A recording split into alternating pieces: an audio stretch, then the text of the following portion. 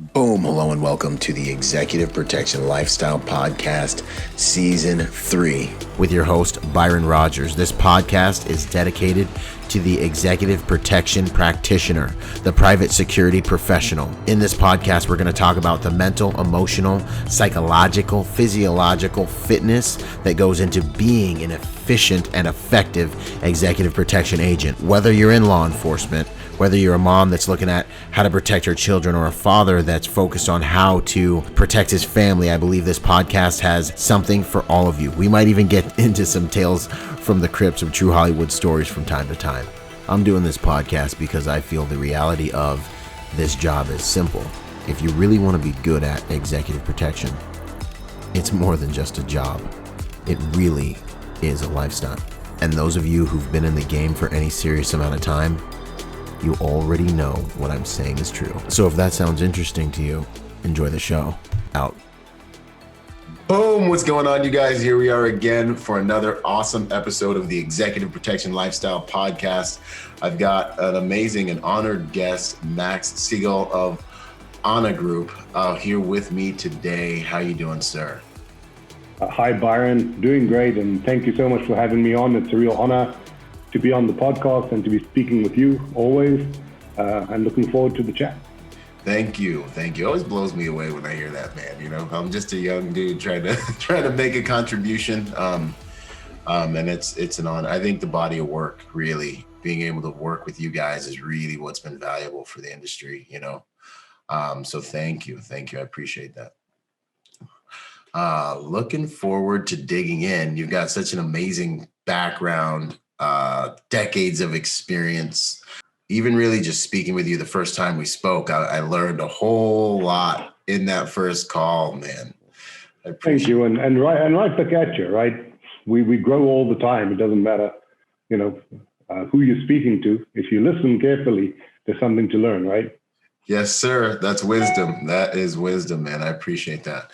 So I like to dig in with this first question. Who are you at your core?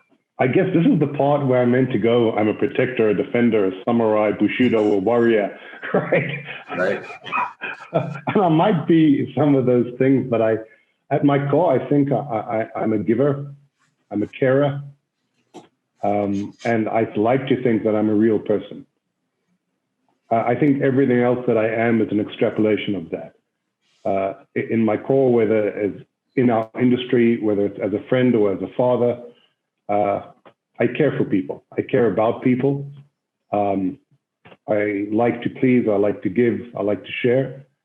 And I guess at my core, that's who I am. And I think that's part of what led me down the path in terms of the industry and my career. That's outstanding.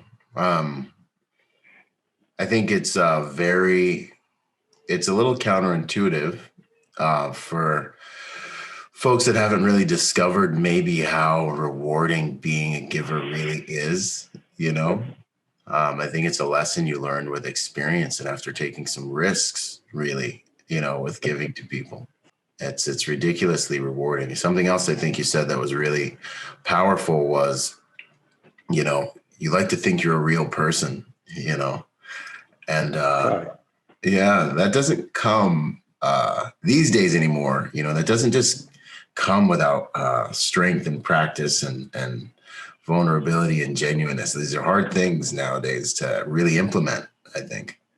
I think you're absolutely right, Byron. I think that in our world today, with social media, with the kind of exposure that everybody has, people are putting up more and more fences and walls and masks.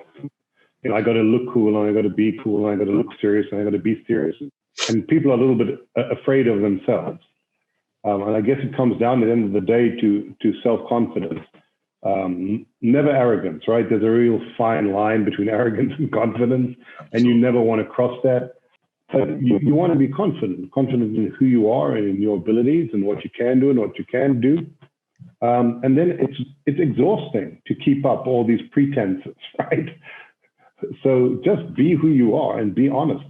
And the people who get it will appreciate that, in my humble opinion, clients and industry partners alike. Yeah, that's powerful. Clients and industry partners alike, it's it's really big. Don't try to be anything you're not. People ask me like, how do you generate so much content? Sometimes I'm like, it's because I'm really honestly just being myself, being my kind of goofy, like kind of, if something looks cool, it's because I maybe got lucky that time and I'm just kind of doing my thing, Right. But that's, Byron, there's no other way to be. Yeah. And whenever you're real and you're honest, some people will like it and some people won't. And that's okay, right? We can't please everybody all of the time. Mm-hmm. But at least you're honest with yourself. Yes. And that's where it begins for me. Yeah. Mm-hmm. Yeah. Because then you can look in the mirror no matter what anyone says and you're like, well, I'm fine. Right. That's who it is. And you're also consistent, right? Because you're not juggling plates. And anytime people meet you or see you, they're going to get the same person, the same product, the same service, because you're not dressing it up. Mm. Yeah, no, I love that. That's good stuff, y'all. Let's take some notes, because there is always that pressure to perform for the team or perform for the clients. But you're building a house on sand. It's a glass house that way. Yeah, absolutely. Awesome. So you've got an extensive background. You've got extensive exposure, various media outlets, BBC, New York Times, USA Today, what would you say about your tactical background and kind of just more about you that would help people understand who they're listening to today? So I guess I'm not sure that I was ever anything else. Right. So kind of aha moment or moment of clarity. But when I was a kid in school, I was tiny and had buck teeth. Used to get beaten a lot. Yeah. But I couldn't stand bullies. I had this overdeveloped sense of justice from a very young age. If I saw an injustice to another person or to another kid, or I felt my teacher had treated me unjustly, I was up on my feet, had something to say about it. Yeah. And it was kind of just built in. And then I grew up in South Africa, in Cape Town, South Africa. I was a martial artist most of my life, went to the South African Army. After South African Army, I moved to Israel, which was a lifelong dream, served in the Israeli military. After that, into Israeli government for some years, and then transitioned into civilian. So that's kind of who I am, and it seemed kind of like the most natural thing in the world. And when people ask, why do you do what you do? It's like, well, because I can't do anything else. Right. Yeah, that's who I am. Yeah. Right. I'm not good at anything else. But for me, it was a very, very natural kind of progression and natural fit. It wasn't really a decision. It just was, I feel like. Yeah. So I've found this, I'm convinced there's like a protection DNA, man, because I've spoken to a lot of protectors and they're like, this is just who I am. This career field made the most sense. It aligned with what I want to be in the world and what I organically am in the world, Absolutely. When we talk about lifestyle and all these words, right, that we associate protection lifestyle, but it is. Any of us who are in this industry a long time, it is, like you said, in the DNA. It's just something we are and we do. And I don't think that can be learned. And I think you can feel the difference when you work with people, whether it's something that they're doing as a function or something that really comes from the core. It kind of separates people in the industry, I think. Yeah, absolutely. No, that's big. And nowadays, kind of what are you up to with your company and things like that? Well, I was with one of the leading EP companies in the world for many years. When that company was acquired and integrated and ceased to be in its former construction, I decided it was time to step out and do something different. I wasn't really enthusiastic about doing EP within a massive corporation. That brings some advantages and some challenges. I didn't feel that was an environment where I wanted to be, where I could be the best version of myself in terms of career and development. And a lot of people spoke to me and I decided, you know what, I've been in the industry a long time. I'd like to do my own thing. And I put together a tremendously talented executive team, if I may say so, of just incredible people. And we just went, all right, let's do it. And we opened AHNA Group in January. And it's a trip. It's going extremely quickly. It's really like a snowball. We're having a great time. It's kind of fun after a lot of years in the industry to be able to shape your own company and take all those lessons that you've learned over the decades, both the how, yes, to do things, and maybe, hey, we could do things a little bit differently, and kind of bring all your collective experience together and build something maybe a little bit different. So we're having a great time, and it's really exciting. That's awesome. That's awesome. I'm glad to see like kind of the evolution of that. Glad to see, I don't know, there's just so much to be said for keeping the guys you've been to war with together and then going out, and doing something together. That's awesome. And I mean, you're totally international. You guys operate internationally, and I've heard you're the man when it comes to, South Africa and Asia. Would you talk a little bit about kind of your international experience? Yeah. Like, because people hear my background, they're like 10 years EP, 70 some countries. And they're like, wow, and I'm like, guys. I mean, I got lucky at 21. It was, like drinking out of a fire hose to do this, to even get in this industry. But like, I'm like a drop in the bucket. Like these guys have ran thousands of missions all over the world, Yeah. So it's interesting.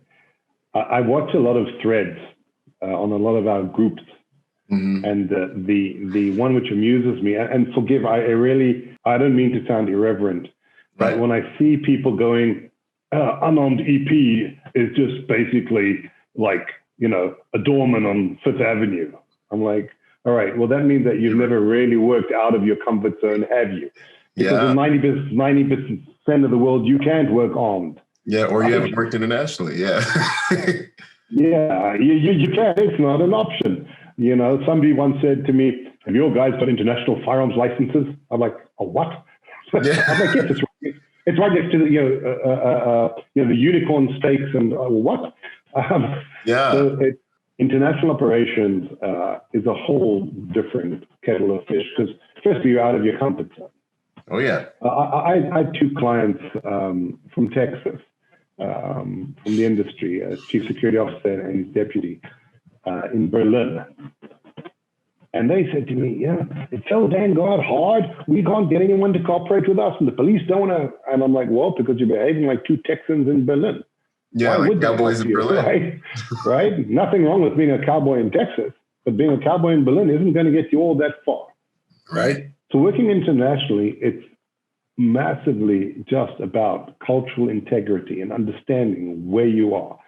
And, when you're in Africa, right, you need to understand that they TIA, this is Africa, right? As Africans like to say, you have a watch, but we have time, right? It's so true. I hate it, but it's so true. Right? Oh, man. Right, Africa, time is not time. It takes on a whole different meaning. Yeah. And if you go in there with expectations like, all right, buddy, I got 7 minutes for you. What do you need? It's like, that's not going to work. That's not going to happen. So understanding cultural differences and understanding how to be polite, how to ask, how to get people to do what you want, right? How to interact with all these airports and all these vendors and all these hotels and these FBOs, and how do you set up logistics across the world? How do you make sure your client has the right kind of... I was operating in a country and the PA said to me, client likes to drink Fiji water. That's what he wants in the vehicle.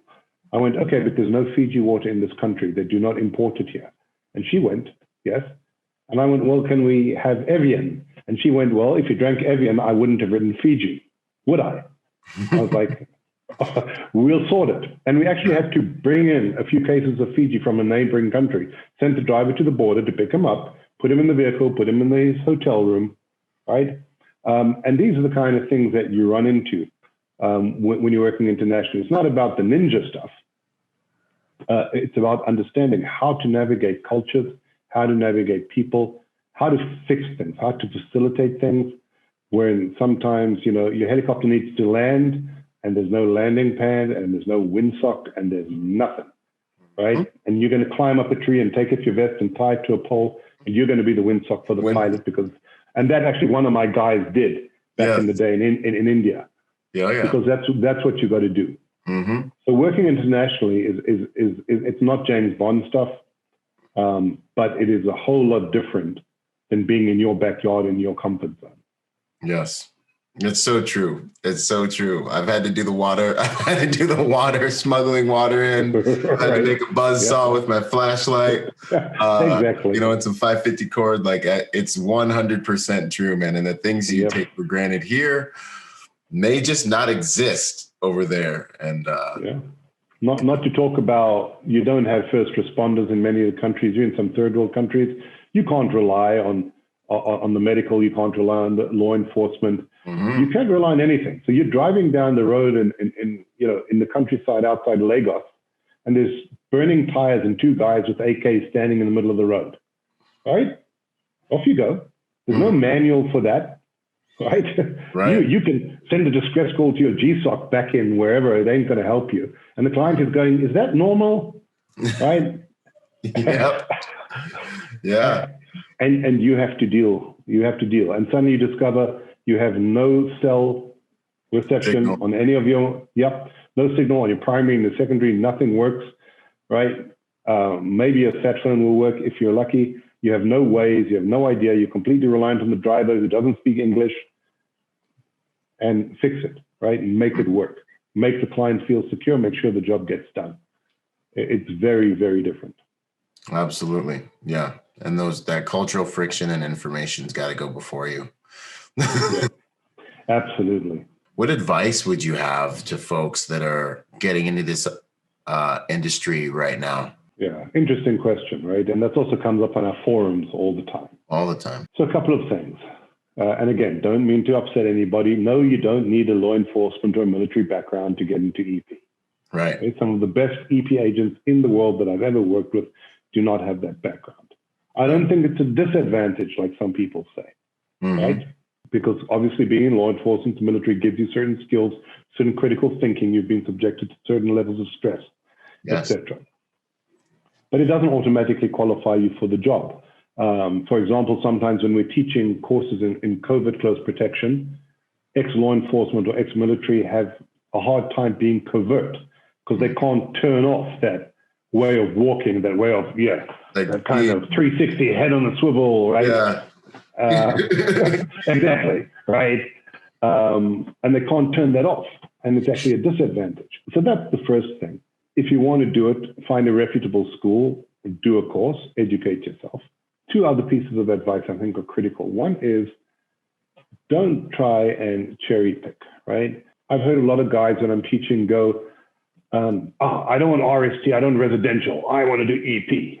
I'm like, look, you don't come out of jewelry school and get a job at Tiffany's the next morning. It doesn't work that way.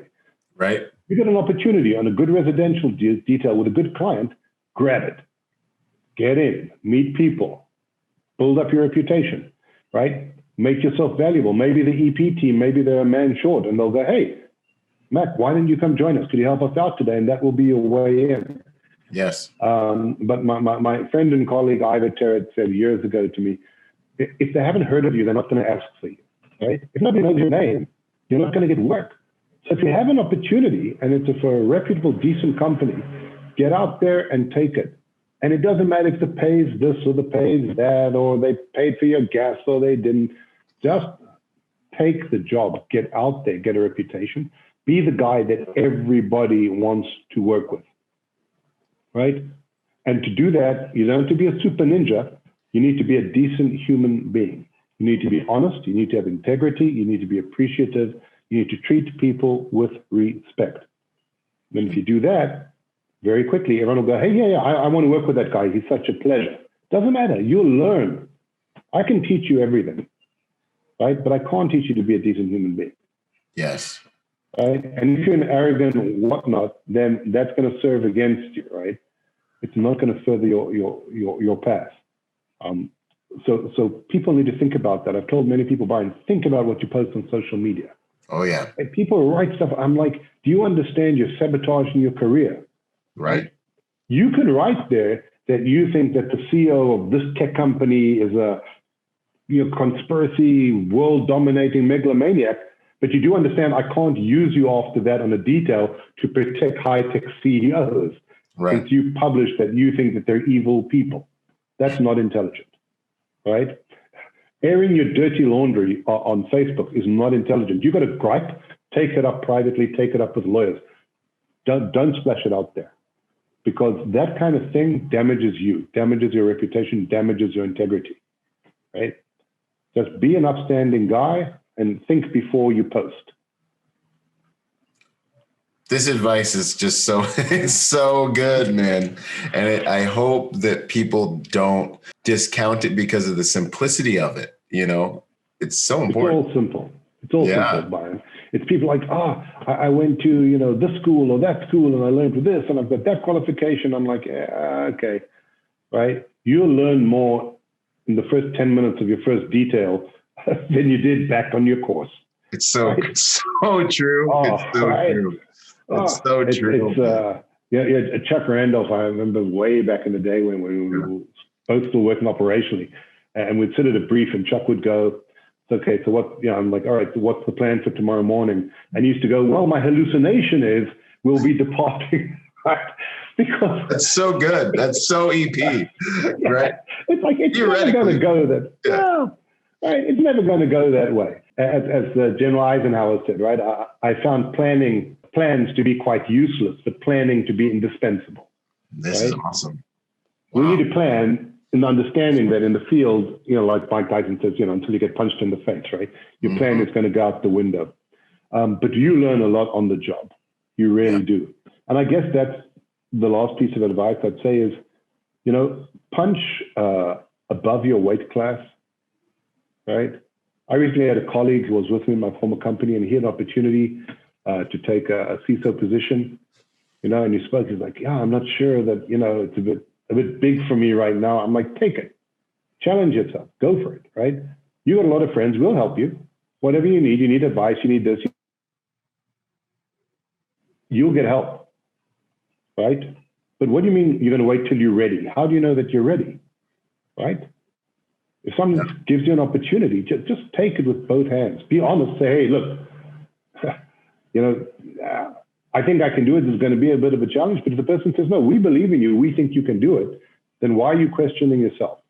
Right. Get out there. And if you need help, there's so many people, Byron. There are people like you. There are people like myself. There's people like Aaron Mullen. There are people like Chuck Randolph, like Chris Story, Ivor Terrett. There are so many people out there who mentor people, who are happy to help. You need help? Reach out, drop us a private message. Say, hey, can I chat to you about this? Anytime, right? Mm-hmm. So use the people in the industry. We're happy to support anyone. Put you on the right path. Yeah, no, that's 100%. That's outstanding.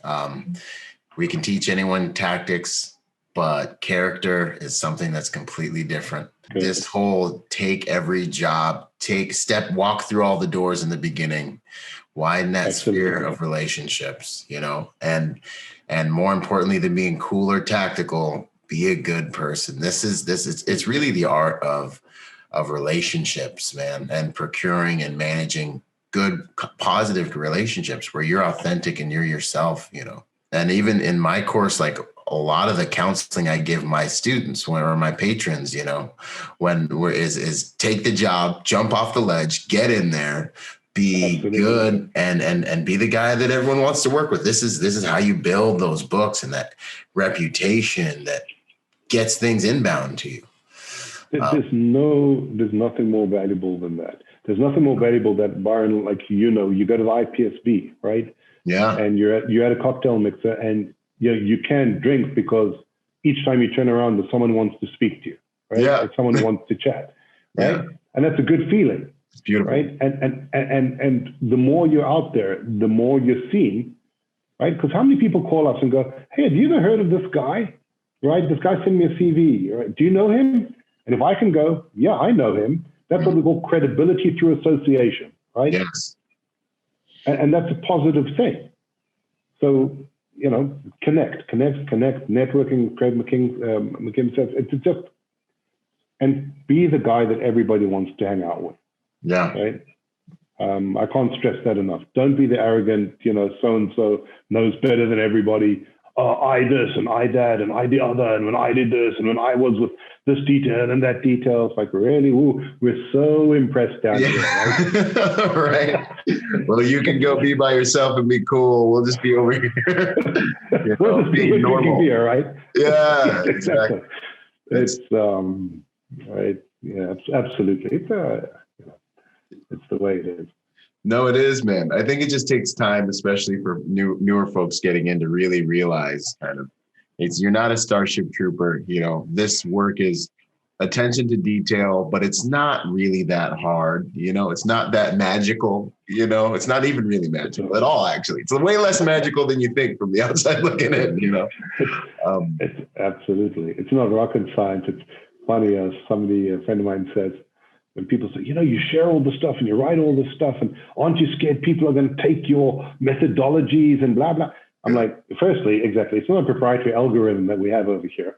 Yeah. Secondly, you can download Gordon Ramsay's beef Wellington and make it at home. It's not going to taste like Gordon Ramsay's beef Wellington. This is true. It's not what we do, because we all do the same thing. Right? Mm-hmm.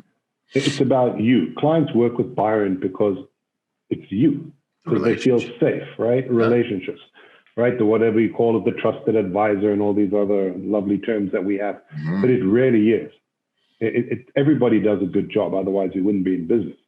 Right. So it's absolutely down to who you are. This is so good. Yeah, this is outstanding. Pulling back the shrouds of hopefully, some of the things we run into when we run into other professionals. I dig it. What advice would you have for guys that are in middle management, that came up, they're working out there, on the detail, and then now they find themselves in a leadership position? The first thing I'd say is manage, which most of them don't. Right. Again, if nothing else from me, as you know, Byron, you'll get honesty. Way too much of the success of our industry is based on the absence of failure. Right? Think about that for a second. Too much of the success is based on the absence of failure. So okay. Everybody does fine because they're never tested, right? And as long as nothing goes wrong, we're all successful, right? You're illuminating like too deep. It's like too bright. Half the professionals are like, shut up, Matt. I'm sorry. I love it, man. That's good. I'm so sorry, good. Ollie, but it's true. Yeah. So, and I'm not talking about, hey, if a guy came running at your principal with a knife, would you take him out? I'm talking about, hey, if the roast caught fire in the client's house, right? If the client fell overboard on his yacht, mm-hmm. right? If there was an earthquake, if there was a fire, if the client suddenly collapsed, the medical, someone has a heart car attack, accident, whatever it is. Are you really prepared? Would you really know what to do? Could you really deliver? And I think too much of it, as I said, nothing's ever happened, right? Are your procedures really robust? Your SOPs, your emergency procedures, are they really at a resolution where you can apply them and actually do the necessary response in the field? I think that when it comes to middle management, there is a massive gap in the industry. So much of middle management is what? You're an agent, you're a detail lead, now you're the project manager for this embedded program or whatever. Right. And I'm going, okay, and hold on a second. So you did this in this course to be an agent. Awesome. These are your qualifications. You're an EMT and driving and ninja stuff. That's great. Mm-hmm. And then you became a team lead. And did you do any education to become a team lead? Maybe, probably not. And now you're a project manager. And your education in management is what exactly? Yeah, you have a business degree. What qualifies you to go from leading a team of agents to managing a team? It is a whole different skill set. And again, forgive me for saying so, but there is a huge swath of management in our industry who have absolutely no real skill in how to manage, right? And if that's in how to manage people, right? Not just from the, well, how do you set up shifts and how do you manage hours and how do you manage expenses and how do you manage driver schedules and all this good stuff? How do you manage human beings? How do you get the best out of your team? How do you manage conflicts within your team, right? How do you manage when one of your team pitch up in the morning, right? And he's, in a miserable mood because he had a huge fight with his girlfriend last night, right? How do you identify the strengths and weaknesses of each of your team members? And how do you pull their strengths, right? And how do you align your expectations with their capabilities? That's management, right? And who's teaching that exactly, right? Right. So I said, for me, what's difficult, like when I was in my company, somebody is CEO of a company, right? And I studied business, 100 years ago. And you suddenly realize, hold on, I'm not the boots on the ground guy anymore. I'm responsible for all these people and all these processes. Right. And that's a whole different skill set. Yeah. So I think that there's a gap in the market or in our industry, that there are a lot of managers who aren't really managers at all. The same way as some guys open businesses and get into trouble because they're not really businessmen. Yes. So they're like, oh, I got an EP detail, I got one big client, oh, I'll open a company, right? How hard can that possibly be? Yeah. Oh, wow. It's actually a little harder than it appears. Right. But you might even succeed and then realize your company owns you, Yeah. Oh yeah, that's a dragon you're gonna be riding there, right. Build it right. Exactly. Even if you so build again, it right. if you build it right. Yeah. And I don't mean to be harsh, and I'm not saying that I'm any more qualified or more clever than anyone else. But I think a lot of the management in our industry really isn't management. Yeah. No, I think these things need to be said, man. I had a conversation. There's a conversation I was a part of it was recently. And, the guy was basically like, why I need more ability to discipline guys. And I need more ability to, hold people's feet to the fire and different things like that. And, we all come from the Marine Corps background. So we're like, right. There's two types of leaders, man. You remember the staff NCOs that were like, needed to do paperwork and needed to discipline guys, and then you remember those other ones that you really respected organically, because the type of leader they were, and you didn't want to disappoint them because the type of leader they were. And it was like this, you've got one that's got an internal ability to influence and empower and pull the best out of people. This is good organic leadership. And the other one needed external tools given to them by whatever structure they were a part of to be able to poke and prod people to do things. And there's a science to that. You are so on the money, Byron. So on the money. There's actually one of my favorite quotes from General Eisenhower. He said that leadership is getting other people to do what you want because they want to do it. Yeah, that's exactly right. That's so good. And you get much further with a carrot than a stick. Yes. Right? One of the toughest things that I've discovered is when I have a situation, with a team member, where I really want to just grab the guy by the short and curlies and go, hey, look, buddy, right? That's not okay. Yeah. But then kind of, I'm old and ugly enough to take a breath and go, okay, wait. That's going to be destructive, right? That's not actually going to help. Then he's going to be in a bad mood and he's going to be hurt and blah, blah, blah. His performance is going to go down. That doesn't serve me. Right. So you stop and you think, okay, we need to take some corrective action here. Right? But how can I do it in a constructive way? How can I help guide him to figure it out by himself, that he goes, oh, actually, maybe I could have handled that differently. Mm-hmm. Oh, you think so? Right. Yeah, that's really interesting that you say that. So you kind of got to be, you need some emotional maturity, I guess, to really manage, especially in our industry where people's egos tend to get in their way quite regularly, because a bunch of alpha males and then there's a bunch of beta males pretending to be alpha males, right? So true. Right? Yeah. And there's all these egos and you step on the egos and then they go all upset, and right? So you kind of got to tread very intelligently and very softly and think things through, right? If I say this or I call this guy out, where's it going to end? Is that really going to bring the result that I need to get the job done? Yeah. It's like when you yell at a driver on an assignment, is that going to help you? Really pissing off the driver? Has that ever helped anybody? Yeah, and having him feel disrespected and stuff like Right. that. The feelings that permeate the rest of your detail are probably going to cost you when it comes to his performance. Exactly. So it doesn't matter how big or whatever he is, you got to keep your temper in check because you need him to be happy. You need him on your side, right?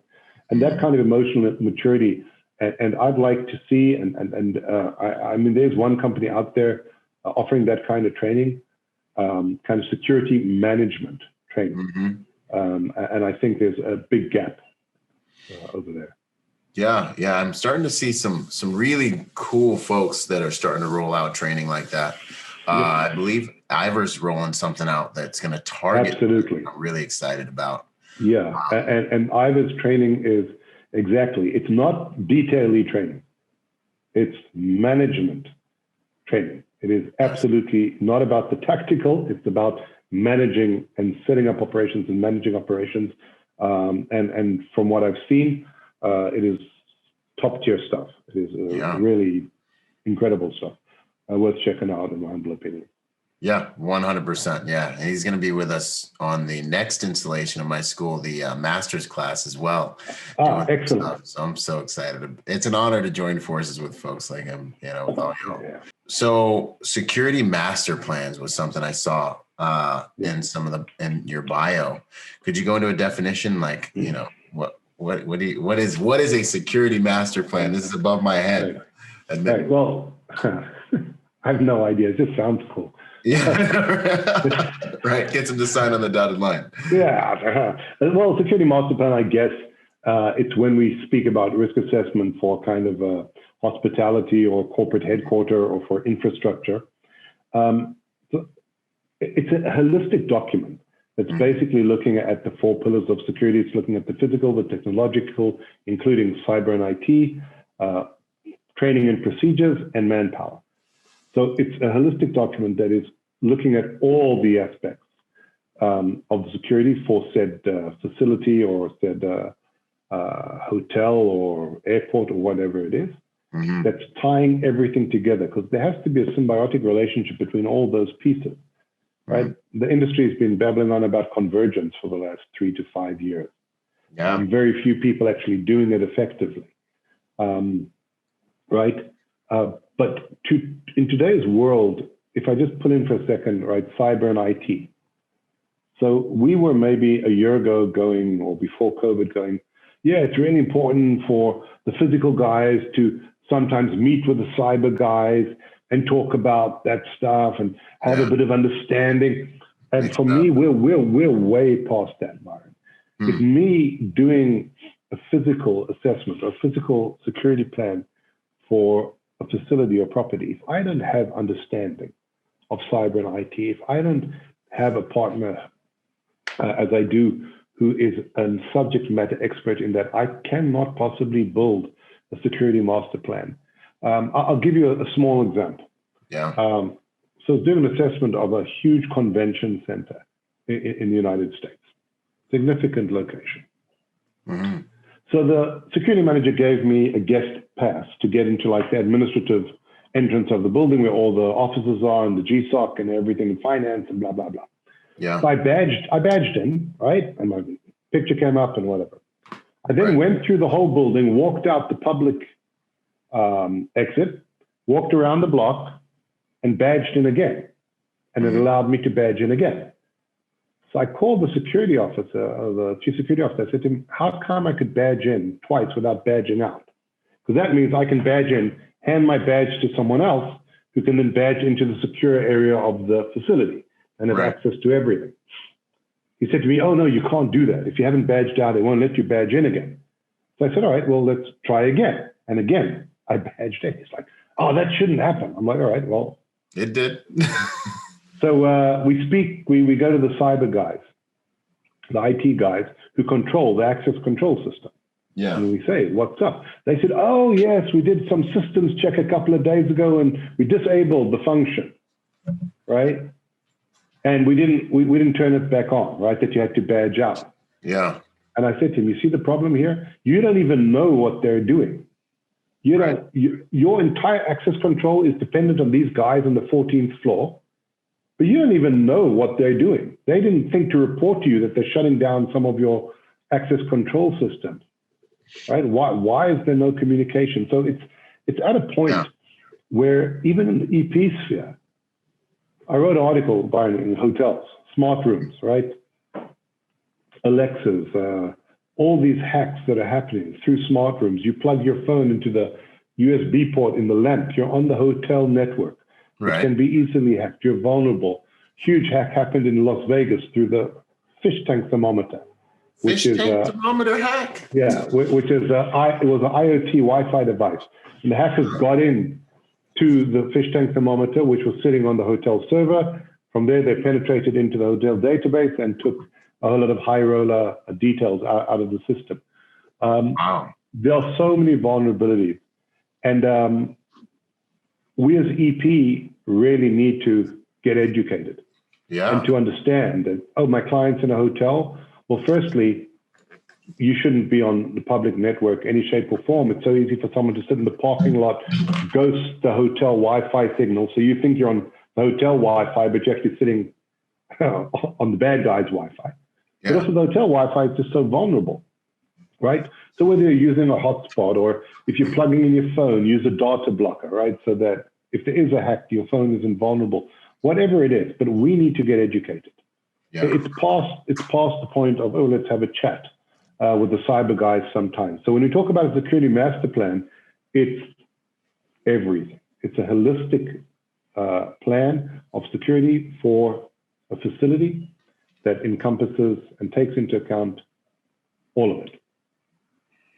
Yeah, it's amazing how, I just hope that this information and that folks out there that are working just are becoming more well acquainted with the reality of how porous their world is as a result of the technology they use.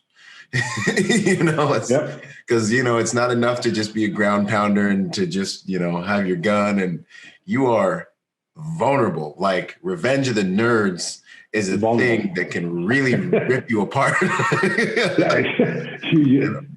had a forum last week, I think. Yeah. Bellum talking exactly about that. A digital key, digital ID, digital assets, right? Yeah. And how this affects EP, right? I was working in Davos at the World Economic Forum last year, and the vehicle that I had a smart key, which meant when I was with my principal, when I'm 12 feet away from the vehicle unlocked automatically, right? Now, I'm not comfortable with that, right? That's a problem for me. Yeah. For the vehicle to open before I get there with my principal. Yeah. And not to mention all the bells and whistles on the vehicle that the vehicle wants to drive for you and interfere with your driving all the time, etc. But all of these things and digital keys that the signal can easily be bounced or intercepted, right? So a bad guy can then open your client's vehicle, hack your client's vehicle, hack the braking system, the engine, your smart homes, and the list goes on. And how can we say we protect us if I don't know how a smart home works and I don't know how a smart key works? We'll call the cyber guy. No. We have to be much more integrated than that at this point. Yeah. I was talking to another professional, Ilya. His last name's not coming to me. But Umansky. Yeah, Umansky from Hong Kong. Yeah, he's amazing. He's awesome. He's a good friend. He's super. Yeah. Great podcast too, The Generalist, by the way. Say that again? He has a great podcast called The Generalist. Really? Look it up. I've got to look at it. Ridiculously intelligent, amazing guy, amazing human, and really intelligent guy. Yeah. And he was talking about, private security professionals saying, I'm a private security professional. It's like, there is 7 different competencies you need to have before running around and saying all this. And he started going through them. And I'm sitting there I need to rush up on 3 of those, you know what I mean? Yep. It is a thing now to really try to protect someone. There's so many different areas that you really have to be competent enough to speak and recognize things. Otherwise, you can't secure people. I think that one of the things which I keep coming back to lately, is kind of what I keep calling emotional maturity. I was speaking, I can't remember on which forum, but saying, for example, right, so you're an EP guy and you're really impressed with yourself, and right, you're James Bond, and you arrive at the Ritz-Carlton Hotel or wherever in Berlin, with your VIP client, and you think they're impressed, right? And you think they should fall over backwards for you because you've got the CEO of whatever company, right? But they actually had the president of the United States 2 weeks ago, right? Exactly. Next week they'll have like 7 VIPs, right? They've had the Secret Service, they've had MI6, they've had this, they've had that, right? And you on either dog's bollocks, as they say. And it's like, well, not really. They're not that impressed. They're one of the top hotels in the city. They deal with us all the time. Literally. Right? Literally. So stop waltzing in there like they owe you something, right? Be respectful, smile, recruit them, evangelize them, and they'll help you. Yes. But if you come in there with your nose in the air like you're something important, they're really not impressed, man. And they really couldn't care. Right. So things like that, when we talk about skill sets, my good friend Miranda Koppels from the Netherlands, so she's an expert in behavioral analysis. Really? Right? And we discuss this a lot, and it's the skill set of what we call social engineering, right? In our industry, of getting people. I need the maitre d' to give me the table that I want. I need the production manager at this event to give me all the information that I need. Right. But I'm working covertly. I don't want to tell him I'm with the security detail. I just need to get the information. Get the hotel manager to do what I want. Get my agents to do what I want. Get my drivers to do what I want. Yeah. Right? All the social engineering is a huge part of our skill set. Huge. Right? And even if it's determining, is that guy a threat? Right? I see that guy in my environment. He might be one of the advantages of covert, right? I can go up and just strike up a conversation, right, with him. He doesn't realize that I'm EP, right? So how do I structure that conversation? What are the indicators I'm looking for to figure out whether he's a bad guy or just an autograph seeker or completely innocent? Right. So there's and no one's teaching you this in the course, right? Your 7-day EP course. Yeah, absolutely. No one's teaching you this. And we do in the COVID course, we throw that in there. Yeah. We're like, hey, there's a restaurant. Go get me a table for tonight. There's a Michelin star restaurant. Go get me a table for tonight. What? No, that's impossible. I'm like, no. The client wants to eat there tonight. Fix it. Right? Absolutely. Because that's what we do, right, Byron? Like, how often do we need to shoot somebody or jump on somebody or wrestle someone to the ground? Yeah, the social engineering. It's a black eye. It's a black eye if that even ever happens. But exactly. The day-to-day is if we're going to this restaurant and make it happen, get in the restaurant, don't alarm the restaurant and have everyone freak out because, dudes just walked in. Exactly. Recruit the manager on duty, get him to, get you a nice table in a nice spot, get a security table, don't tell them all your information. They can't know all that. It's like. Yeah, right. And all that stuff. And nobody teaches you how to do that, right? Right. And it would be nice if we did, right? But who'd sign up for that course? Right? That's the thing. Can you monetize that? It's not cool. It's not cool. Maybe the guys that have been in the game for a minute, but that's interesting. It's interesting to monetize that information. It's like you can wear your 511 gear, but we're actually just going to teach you how to manipulate people. That's where the money's at, man. And you represent your clients and your detail and your company when you do it. So this is really important to be done right. Yep, absolutely. What would you say is the most salient challenge facing the hospitality and business industry today, right now? I think I'm going to separate them out. The hospitality industry, besides obviously that they've been absolutely slammed by COVID, and the first thing they cut was security. Of course. So a lot of chief security officers and security officers were sent home. The hotel industry. I was on an international think tank for 6 months last year of the hotel industry, from all walks of the international hotel industry. They invited me on as a security subject matter expert, And we met once in 2 weeks to discuss, the hotel industry going forward. And at that point in the pandemic, it wasn't clear, right, what was going on. Yeah. The security was the first thing to go. The challenge going forward for hotel security, and I said I'm not going to go down the COVID tunnel right now, Right. is the same challenge it's always been, which is this balance between the guest experience and security, right? The most important thing is a positive guest experience. And how can we have a positive guest experience while securing the guest? Now that's fine in I don't know, countries in where Boston. you want security. Yeah. Right, exactly. So in Boston, that's okay. We would worry about pickpocketing or a laptop being stolen or, maybe some drugs or whatever. But what about when you're in Burkina Faso, right? Or in Amman, and you're or in Mogadishu, right? Now you want a positive guest experience, but there are actually some real threats out there to hotels. We don't want to turn it into a prison and into Fort Knox, right? But on the other hand, you do need to be secure. So it's always this balance for the hotel industry between going, well, nothing's ever happened, so nothing's going to happen, which is not an effective strategy. And when you say to a hotel, hey, would you like to do some security awareness training for your team, for the whole hotel, which is what we try to do. So you'll be able to notice suspicious indicators, pre-attack indicators, right? Just some general security awareness. That guy sitting in the lobby for 2 days who isn't a guest and he seems to be taking pictures of stuff. Would you like to do some training? Oh, we don't have the budget. And I was like, how much do you spend on champagne for the lobby every week? Right. Yeah. Seriously.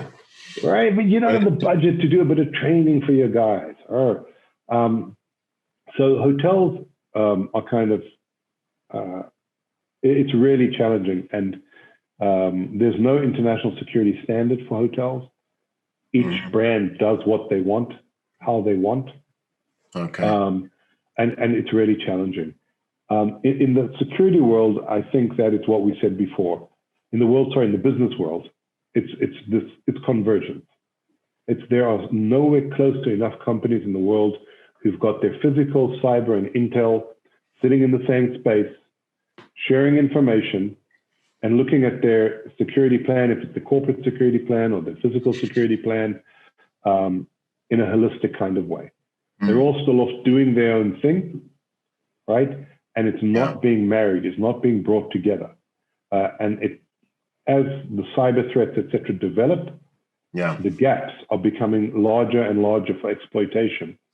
And the industry as a whole, the corporate industry, has to kind of get on that quickly and understand that, you cannot silo. There can't be a separation of powers here. All the security managers have to be in the same room, strategizing together and understanding how they affect each other. Yeah. No, that's good. I think too, because it's funny, you get the nothing's happened, so let's cut the security budget thing. It's like these guys have basically done their job and mitigated risks. We have no awareness, of these risks. So hey, nothing's happened. Let's cut the security. That's so funny. A colleague said that to me recently. Yeah. You say to the client, well, that's like saying, hey, none of my food's gone bad, so let's get rid of the fridge. Yeah, right? Literally, There's nothing wrong with the food. Why do we need a refrigerator? Right? Yeah. To keep the food, guys. To keep the food. And I think what you were saying is so important. And this is also something I see cross over into faith-based security operations where, I'll have a team and we're dealing with volunteers. And it's like we'll do training just to multiply the level of efficacy, the baseline level of intelligence and ability to recognize and know what to do of the body we're trying to protect, and 100%. When that competence is increased, then the manpower is less stressed. And I tell them, like, look, really all we're trying to do is build an information network to get the right people to the right problems when they arise as quickly as possible, and getting that perceived value in there, especially in a hotel environment. It's like, hey, this will help your mission. This will help you. This will help us work together to accomplish your mission. I think you framed that exactly right, Byron. And it's funny. I actually used to run a volunteer operation for faith-based security back in the day in South Africa, right at the beginning of my career. Volunteer stuff's a whole nother type of beast. That's a whole other different leadership thing. Yes, but it's extraordinary. Yeah. So you say to a property, I was speaking to a Vegas property once, a hotel. Yes. Trying to explain to them, and I said, this is after the Mandalay Bay incident. I said to them, look, how many security people do you have on a shift, right? 12, 14, 20, and they're all watching the gaming tables, right? That's where their attention is.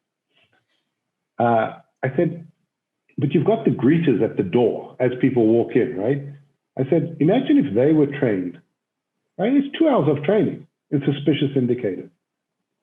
And when they say, hey, hi, welcome to the whatever hotel, they could pick up, right? And if the receptionist, right, the people at reception who check people in would know what to look for. And the bellboys would know what to look for. Imagine how— these layers are already there, guys.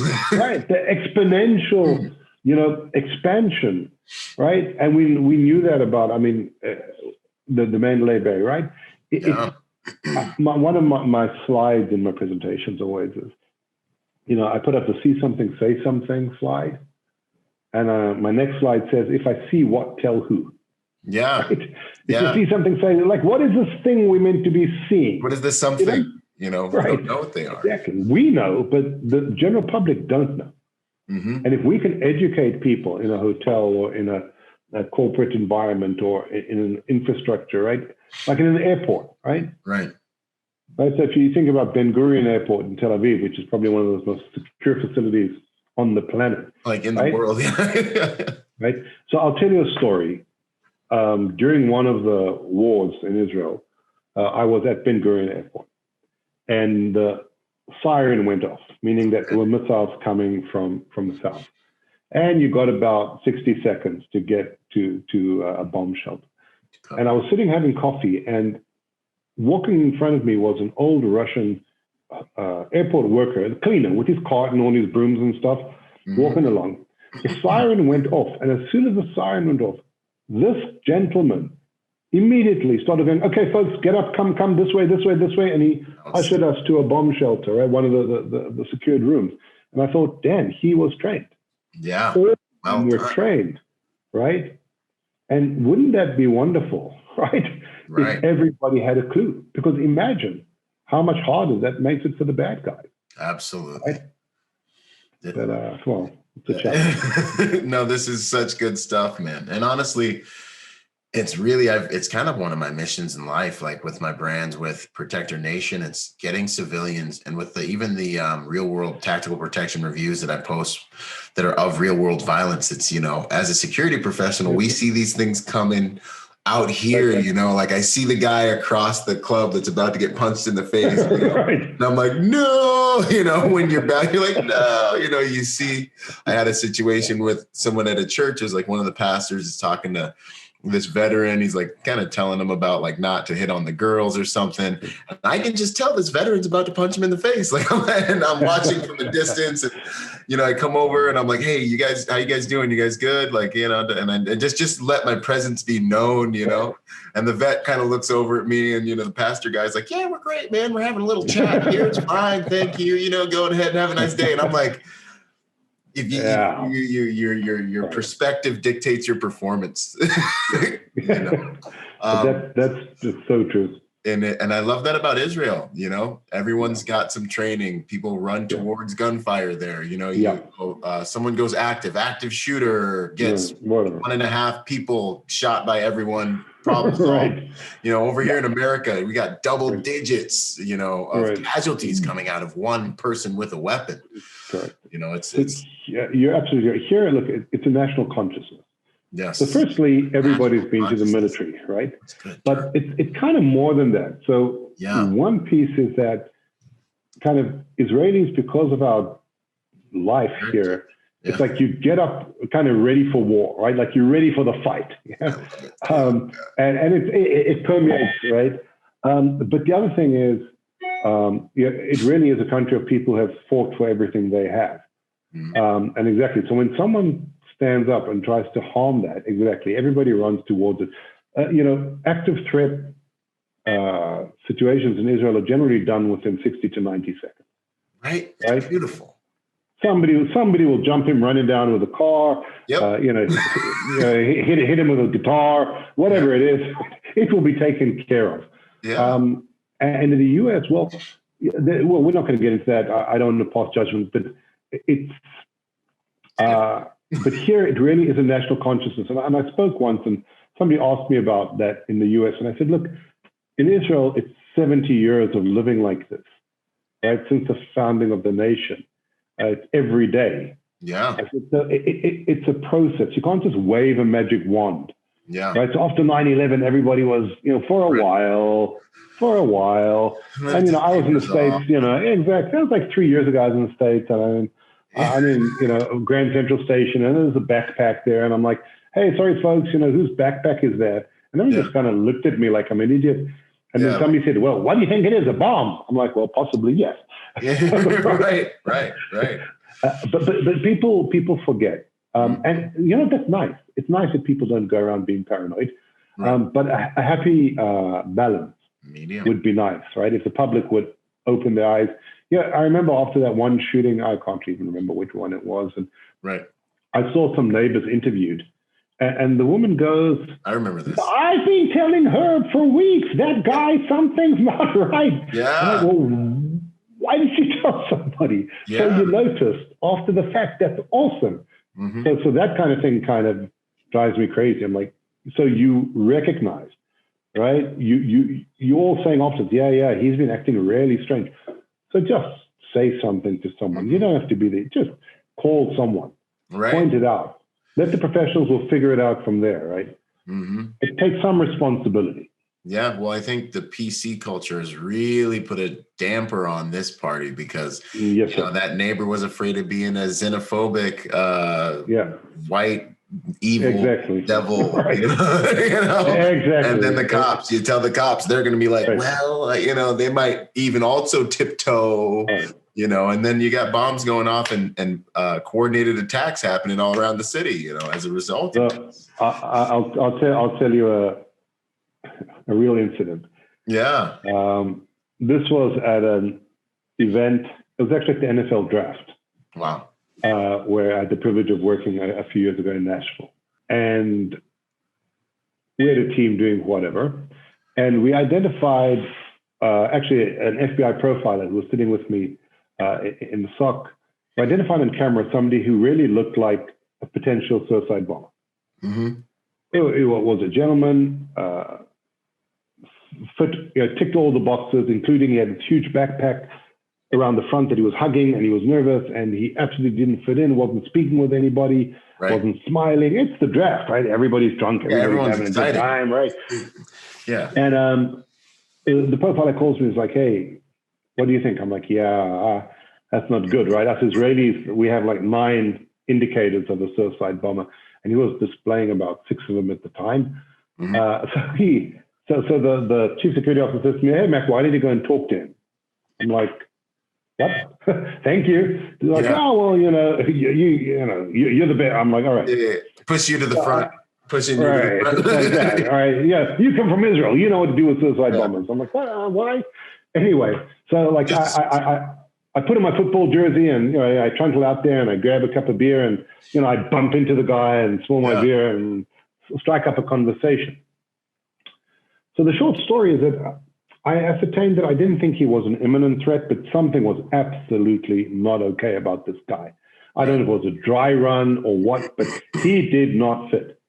So I called it back in and I said, look, I think you should send Metro down here to take him aside, look at his ID, and maybe just ascertain what's going on.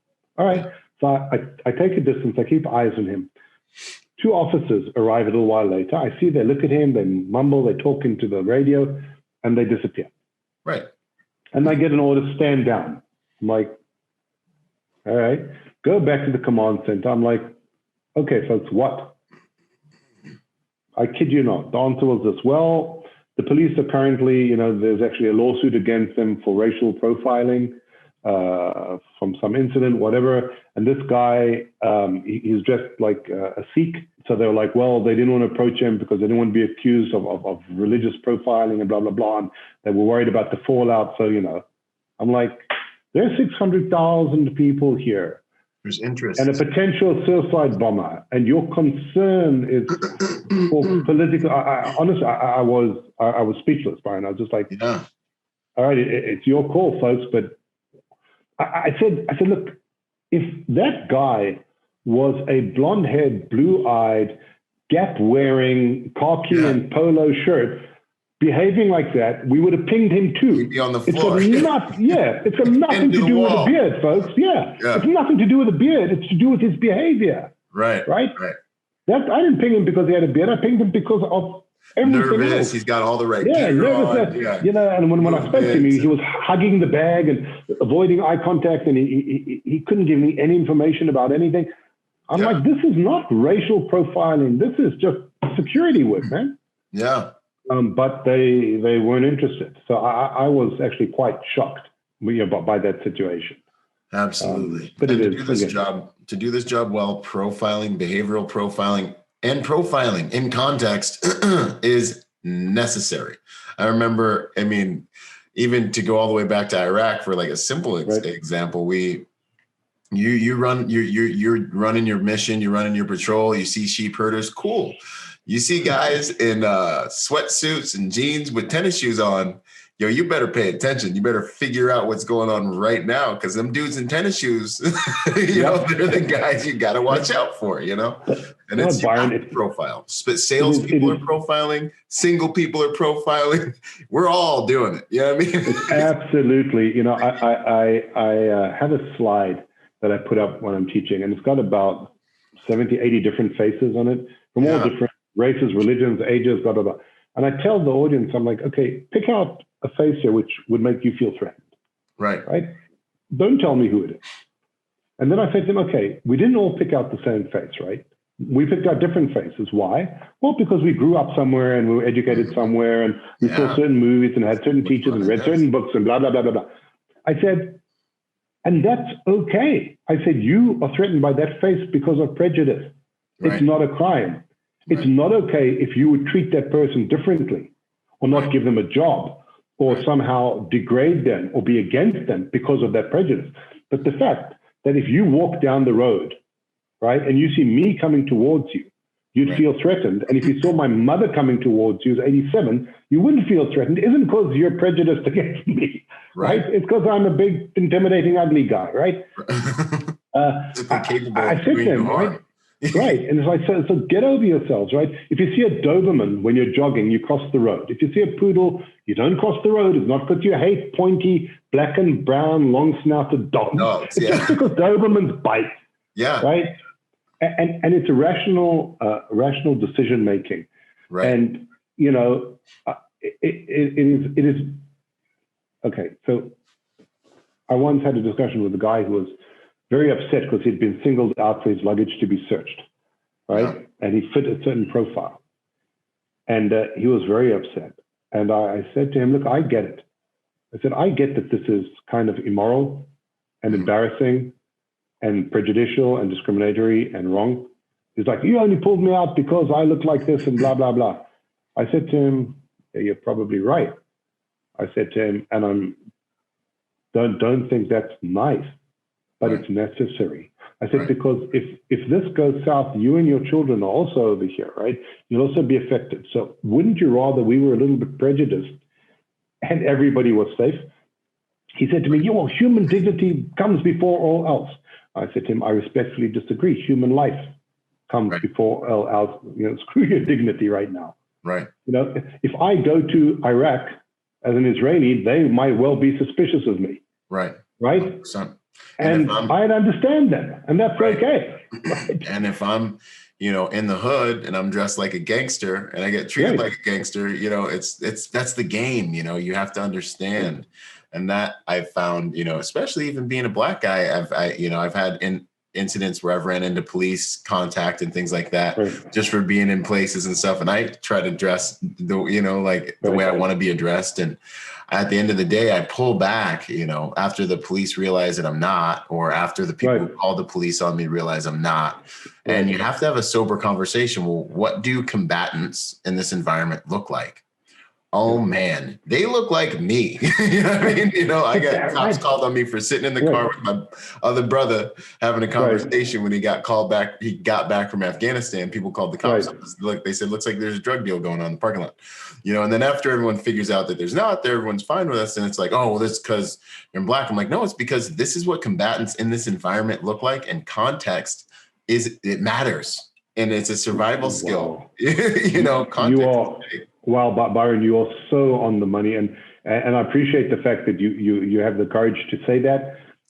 In this climate, we were running a covert course down in Grand Junction, right? Mm-hmm. Now, anyone who's been to Grand Junction know that, there's not a lot of diversity down there, right? right. And so there was a guy on the course, and this is an important EP takeaway.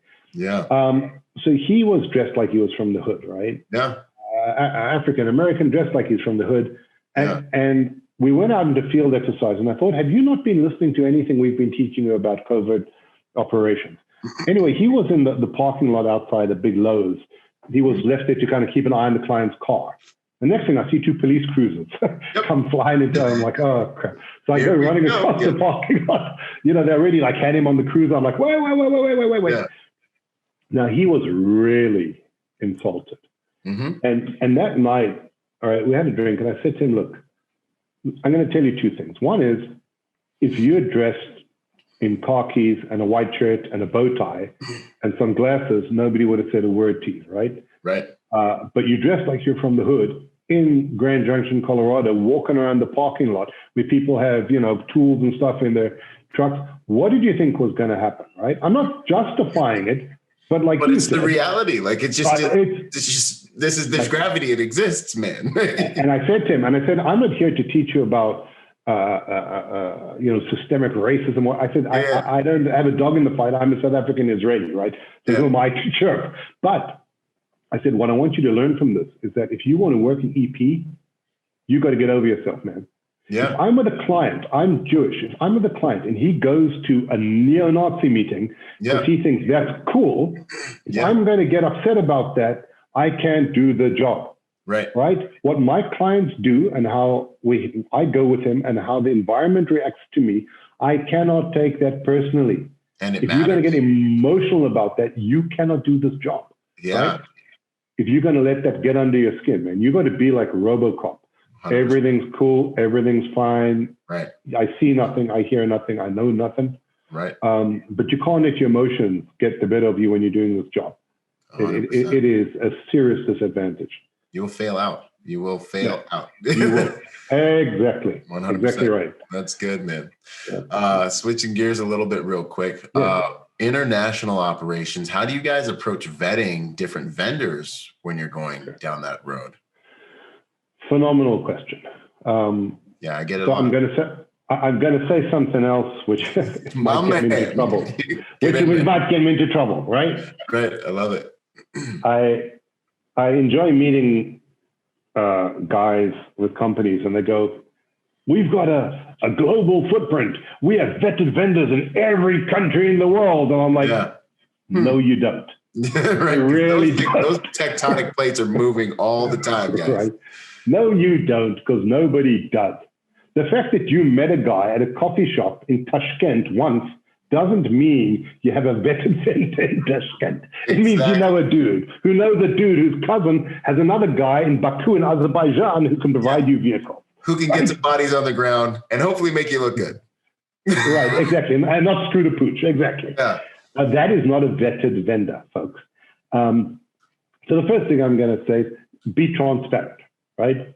So clients ask us, right? Well, can you provide this and this and this? We go, all right, look, here's a list of about 50 countries in Europe, Middle East, and Africa where we're really strong, right? My team have been in this industry for 2 decades.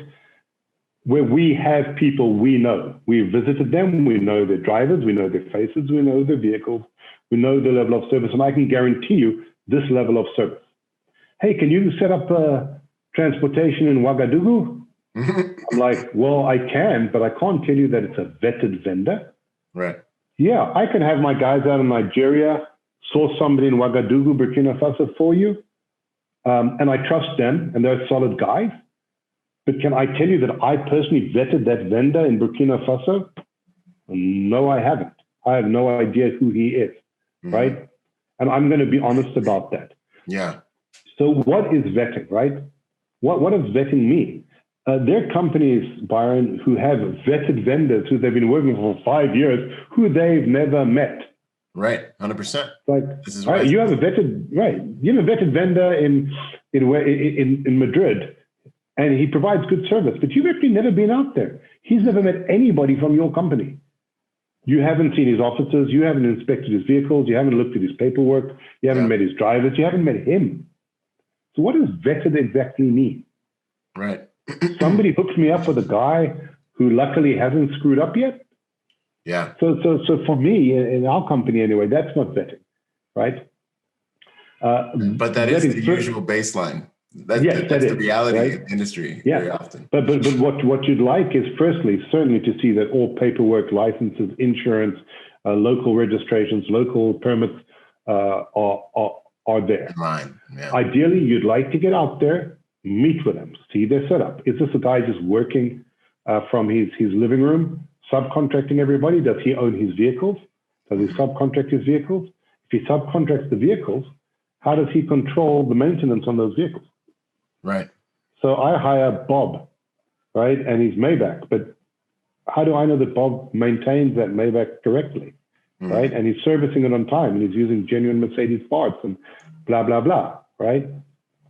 Which brings me back to what I said earlier. Too much of the success is based on the absence of failure. So the fact that Bob hasn't screwed up, everything's great, right? Yeah. But when you hear clients, when you get chatting with clients, and they go, you know how many times we've worked with, Bob's company, and the vehicles have been atrocious, and the vehicles have been old, and the drivers told me, well, I'm not really a security driver, I'm really an Uber driver that, is moonlighting for Bob. Yeah. Right? Or a driver in Davos in January who went, who was busy skidding because he couldn't drive the car in the snow. And he told the principal, he's like, well, look, I've never really driven in the snow before. So why did someone hire him as a security agent and a driver? And he told the client after he made a mistake too. Yeah, right. When he's like skidding down the hill backwards, right? Right. Yeah. So for me, that's not vetting. So vetting is yes, medium. Vetting, like we commit to our clients that we meet with our vendors at least once a year, if not twice a year. And if that means that I've got to send my the directors of the EP division on a road trip, not because they're going there for a job, that the company spends money and says, okay, guys, you're going to go around Europe now for the next week, country to country, and visit our vendors. That's what you need to do. So you can also align expectations with the vendors. Yeah. Right? Hey, guys, this is what we expect from you when working with us and our clients. Yeah. Right? And we doing quality control. So we can say, you know what, Bob, after that assignment in Berlin, actually, we weren't so happy with the one driver or the one vehicle because of this. And the other thing you can do when you sit and you meet with your vendors is say, how can we better support you? What do you need from us? Are the instructions clear enough? Do we give you enough warning? Are you happy with the rates? Right? How can we support each other? Take the vendor out for dinner, get him a good steak and a beer, show your appreciation for the vendor, right? Let him feel that he's cared about, that you trust him, that you appreciate him, and he'll give you better service in the future, right? But vendors are everything to us, right?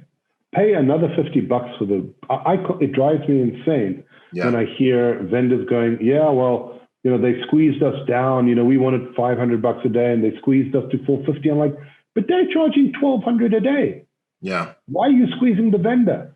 You're making all these demands of the vendor. I want the best vehicles, the best people, the best this, the best that. Red carpet, yeah. But I don't want to pay for it. Right. It's like you're making 50%, you're making 80%. Yeah. Make $50 less, treat your vendors with respect, and they will do the same for you. 100%. There's nothing more motivating when they know they're getting taken care of or will be getting taken care of. It just, and for me, business has to be a win-win. It has to be a win-win. 100%. Otherwise, I don't even want to do the deal, to tell you the truth. I need that person excited about the business they're about to do and represent my brand, my client's brand, and our relationship on the ground. It's got to be. You are so right. Richard Branson, in one of his early books back in the 80s, used to write about the internal customer. Right? That if you treat the internal customer well, they'll take care of the external customer. So if you treat your employees right, if you treat your team right, if you treat your vendors right, they'll deliver to the client because they don't want to disappoint you. Because they want to please you. But if you're going to behave, in a disrespectful way, or you're not going to remunerate them in a good way, and you're not going to give them a bonus, and you're not going to show them appreciation, then why would they make the effort for you? Why would they care? You need to build long-term relationships. You need to make customers, not sales, man. Absolutely. Right? It's all about the relationships. And it comes back. It's just this reciprocating thing, You want them to be happy when they see you coming back to their neck of the woods again. 100%. Absolutely. Advice for folks that are trying to become that trusted advisor, how would you say constructing that relationship should be undertaken? And real quick, just for clarity, and I have a feeling this will come full circle, but for you guys listening, that trusted advisor, it's that relationship you want to have with your principal and your client where they trust you, they don't second guess you, they respect your acumen when it comes to providing security for them, and it's an easy relationship where you say something and it happens and they back you, not question you, become difficult, second guess your judgment. How do you establish yourself as that person in your principals and clients' lives, really? The first thing, firstly, be real, right? Yes, sir. The clients are, whether the principals didn't get to be who they are because they're stupid people. Right. Understand this, man. Yeah. They're going to read you in about long. Yeah, they're going to read you in about 60 seconds, right? Yeah.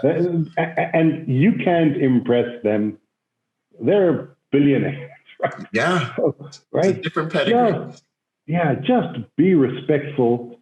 Respect yourself. Respect them. And no BS. Right? Yeah. That's the first thing. The second thing, if you want them to trust you, you need to facilitate their success, right? Facilitate their productivity. It's about them. It's not about you, right? One of the nicest lines I ever heard from the company where I previously worked was that a client once said to the company, "You guys make it easier for us to travel, so we travel more." Right? Lovely. That's a huge compliment. It's so good. It's everything. Exactly. What more? You support the mission, their mission. Yeah. Whatever that is, if it's shopping, if it's sightseeing, if it's whatever it is you want, if it's because you like this toilet paper in your hotel suite, it doesn't matter. Yeah. Right? We are there to facilitate their success. And when you do that, that's when the clients start to go, this is really nice. Right. Our clients, most of them, because of how powerful they are, if you start suggesting that they should be scared or they're in danger and you're there to protect them, they're like, run along, my boy. Right? Yeah. Do they look like they need protecting? Right? They really don't. They aren't kind of people who feel vulnerable. Yeah, they've faced a million dragons to get to where they're at. Like they're dealing with problems constantly. And if you can't do that, you're not part of the team. Exactly. So trying to intimidate them or scare them is going to get you nowhere. Right. The value they see in you, right, is that it's facilitating. They land, boom, everything happens, man. Right. Cars are there. They get to every single meeting on time. They have the water they like. They have the whiskey they like in the room. They have the table they want. Their schedule. That's what they want. And they go, wow. This really feels good, right? This is great. One of the nicest compliments, if I can, my own horn for a second. Yeah. I had a client, he was with about 30 of his team from his company on like a team building trip in Israel. We worked together for about a week. We had 2 tour buses and then a separate vehicle for him, the CEO. Right. We toured all around the country. And then, some of them wanted to go here and some of them wanted to go there. And the wives wanted to go shopping. And some people wanted to go to the old city and some didn't. Blah, blah, blah, blah. And it was like herding cats, right? Yeah. And then I had the principal himself. And and I had to put in extra resources and the logistics. And they were a big pharmaceutical company. And on the last night, they were having this farewell dinner, whatever. And I was kind of outside on the street. And he texted me. He's like, hey, can you come in here a minute? Yeah. I was like, yeah, sure. So I went in and he said, and these are all like senior managers in the company. He said, all of you. He goes, I want to say something about this young man. This was some time ago, right? Wow. He said, my headphones might die, in which case I will change. He said, I want you all to take notes about how this guy managed this last week. He was one guy responsible for all of our lives and all of our logistics and all the hotels and the restaurants and the luggage and the buses and the drivers. He goes, and everything was absolutely smooth. There were no hiccups. There was nothing. He said, I wish half of you could manage stuff as well as this guy over here. Right? And I was like bright red and whatever. But that was one of the biggest compliments I'd ever received from anybody. This guy was the CEO of a multi-billion-dollar company. Right? And that's kind of, it was fairly early on in my career, but that's kind of when I thought, well, wow, we really are. We're like managers, right? Yeah. We manage all this logistical stuff, right? And that's why you're so exhausted after an assignment. It's not from the physical, it's because your mind has been on fire for 19 hours a day. Looking ahead the whole time, right? Ahead about everything, about the traffic and about the drivers and about the hotel and about the trip owner and about the meetings and blah, blah, blah. And when you do that for the client, that's when you become a trusted advisor. That's when they go, when the client goes, the PA calls you and says, hey, we're meant to be wheels up in 2 hours, but they just called that the corporate jet has a problem. So we don't have a plane, but we need to leave tonight. Can you fix that, please? And you fix it. That's when they go, all right, this is value. This is value, right? The client needs to have a conference call from the FBO, but it's super confidential and he doesn't want to be on their Wi-Fi, right? And you send someone off into town to go buy a Wi-Fi hotspot and you get it to the airport in time, you set it all up for him, or et cetera. That's the value add. It's not because I'm a ninja, right? That's the value add. And that's how you become a trusted advisor. Consistency, right? Consistency over time. Deliver consistently every time. And it doesn't matter if it's small or big. A client recently asked me to do something. And he said, hey, Matt, could you take care of this for us? I know it's not really what you do, but it would be great if you could do this for us. And he goes, I know there's not really any money in it, but, and if it's too much of a hassle, whatever like that, I'm like, of course. Like, well, of course, you're a client. Like, if there's no money in it, I'll still do it. If that's what you need me to do, it will be done, right? Relationship equity. Of course. I'm stealing that. I love that word. That phrase I'm stealing. But that's what it is. And if you want to be that person and you want the return business, right? Just deliver.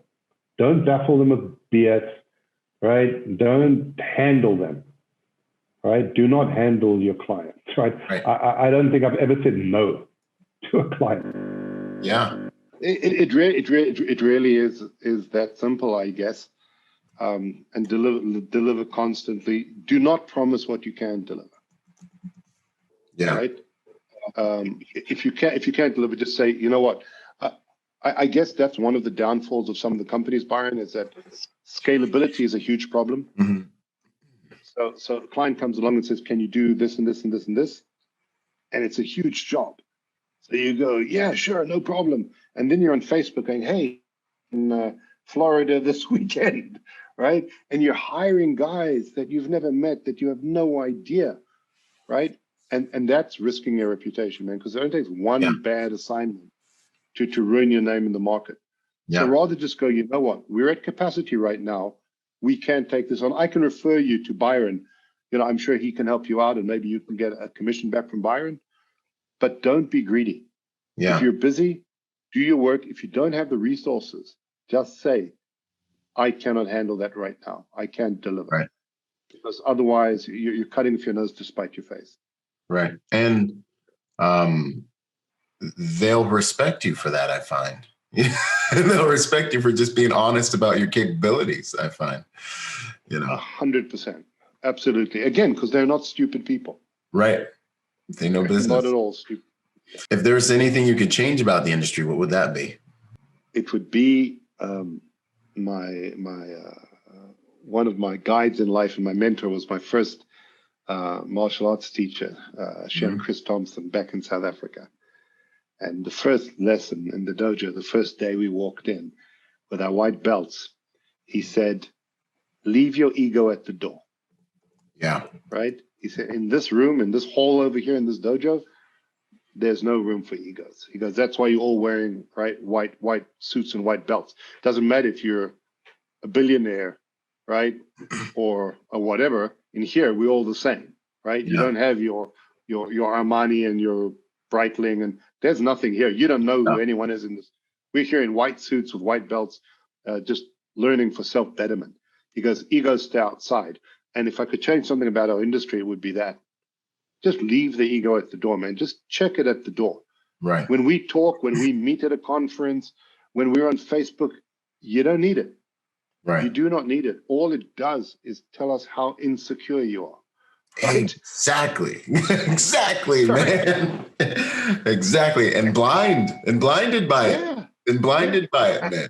I don't think more of you. I think less of you. I'm like, I don't want to work with this guy. Right. Right. He's like a peacock. He's so inflated. Just tell it like it is, man. Just be real. I want to know people. I have a huge network, and I love meeting people. I love mentoring people. I love helping people. Yeah. Right. But even that, there's some people you try to help, and they say you can bring the horse to water, but you can't make it drink. Right? Yeah.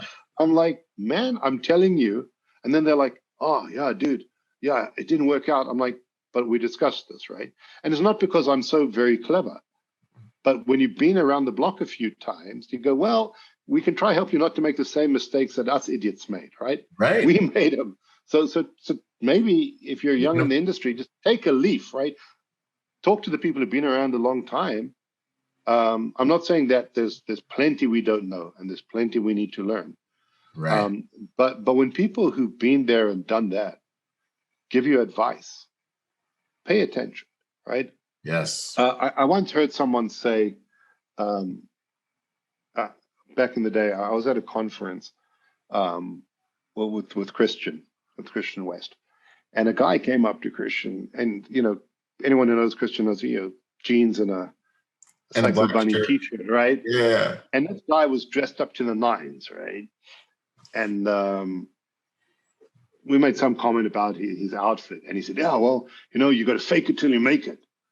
And Christian said, "Yes, and then when you make it, you don't have to fake it anymore."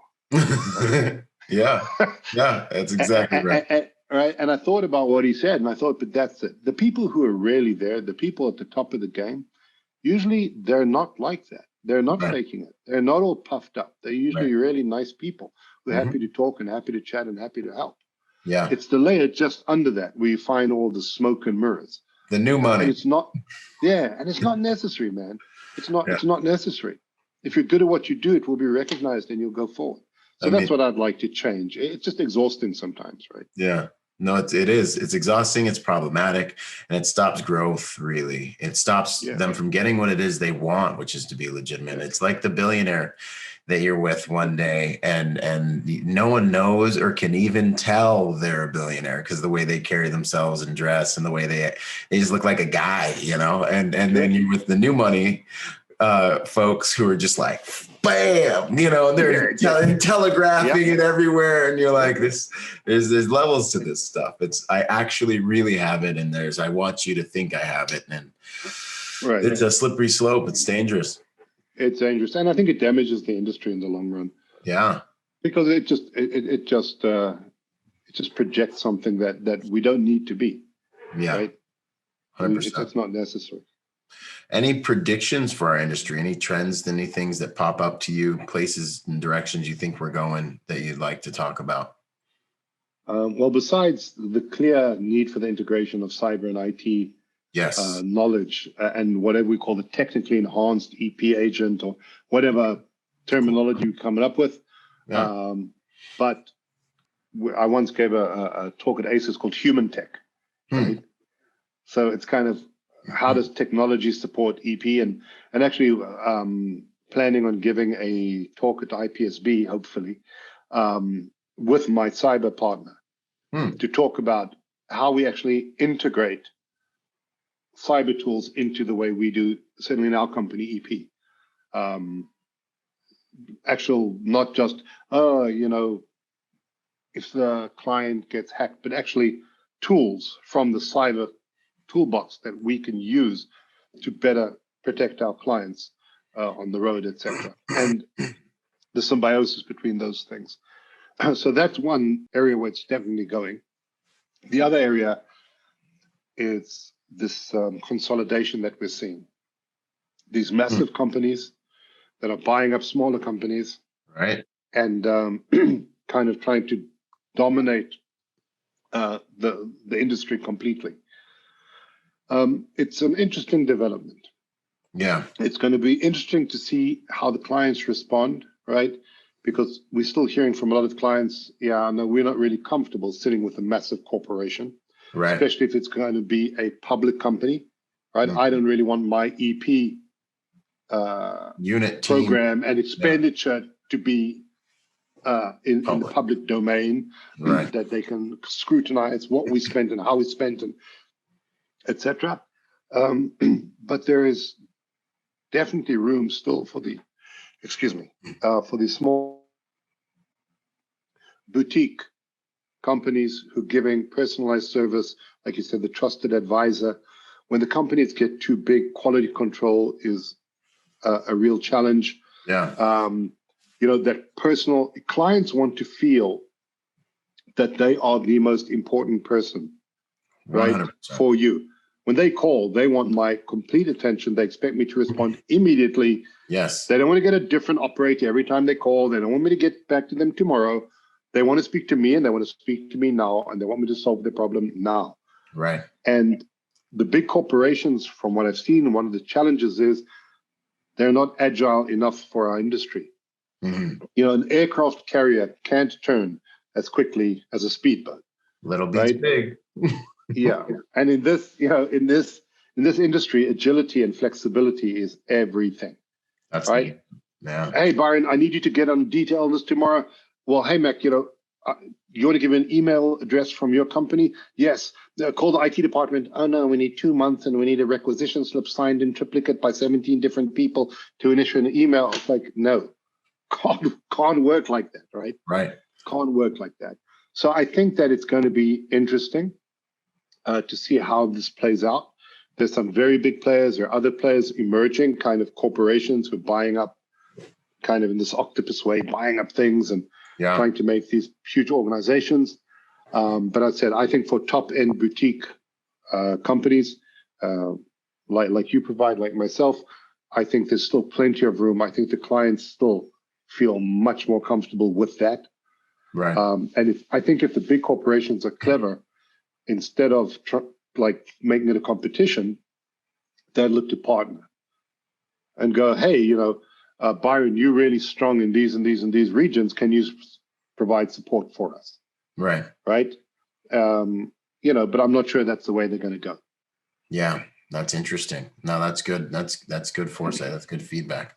What would you say would be the hardest lessons you've learned over your career? I guess in the early years, the hardest thing to learn was to keep your mouth shut. Yes. Right. It's you want to prove yourself. You want to show. You want to this. You want to that. I remember, so I'd be working with really top clients, and they'd come out with the lead agent from the US, and they'd come to wherever we were working, and we'd be in the brief. And sometimes chief security officers from big corporations they don't share everything all at once, right? And they give you some information, and then later on over dinner, they'll tell you a little bit more. And me, so they'd say ABC, and I'd be, yes, well, but what about D, E, and F? And when we come there, and we want to go there, because I wanted to show that I knew. until I kind of felt that they were looking at me like, seriously, do you think that I don't know that we need to do all that stuff? You think that I haven't thought that through? You think that I'm not going to ask all those questions? You think that I don't know my job? Right. Like, I didn't ask for the information about the medical facilities. It's not because I forgot, buddy. So you don't need to, tell me, oh, by the way, I advanced the hospitals. He's like, I'll ask you for that when I'm ready. So at the beginning, certainly, I was over eager. I told you I'm a pleaser, right? So I wanted to please, and I wanted to show that I did the advance, and I did all this, and I've got all this local knowledge, and I spoke this, and I did this, and then I started to understand that I'm just making an idiot out of myself. And that's not actually seen as added value. That's seen as immaturity, right? And learn that the lead agent is a lead agent for a reason, right? Right. So if it's, crunch time and there's something critical that you think was overlooked, then volunteer that information in a respectful way. Yes. And go like, hey, I don't mean to overreach, but actually the secondary route this morning on the news, they said that they're doing works on that road and it's closed. You probably saw that, but I just want to make sure that that it's addressed blah, blah. briefly. Yeah. Not like, we're going to be in big trouble, man, because of the secondary routes. Right. Like you found this gem that the world hinges on, and thank God for you, Right. Exactly. so I guess and also with clients, right? Yeah. Somebody said to me a long time, I was walking through the desert in Jordan, in the Wadi Rum. It's an amazing place. And it's a Fortune 100 CEO, and we're walking. And at some point, he calls me. He's like, "Yeah, Matt, come here." And he puts his arm around me, and he starts asking me, "Hey, so have you got a wife, kids? What's your story? Blah, blah, blah." Yeah. And because somebody had educated me earlier on, I answered, because don't be an idiot. He asked you questions, but I knew enough not to ask him about his wife and kids. Right? He's not talking to me because I'm special. He's talking to me because he's bored. Right? Or maybe he's interested. Either way, I'm going to answer, but no, I'm not going to put my arm around him and call him, whatever, and ask him about his life. Yeah. So learn to keep your mouth shut. Yeah. Right? Because often we step on our proverbial whatever's in our need to impress, like you said, and show, I've got all this info, this gem of knowledge that the whole detail would have crashed and burned if it wasn't for me. And then I killed the dragon this time. And then back in Nam, right? And they're like, okay. Right, just learn to keep your mouth shut. For me, that was at the beginning a hard thing to do, because I so badly wanted to show everything that I could do. So that I guess would be something that took me a while to learn back in the day. It's huge.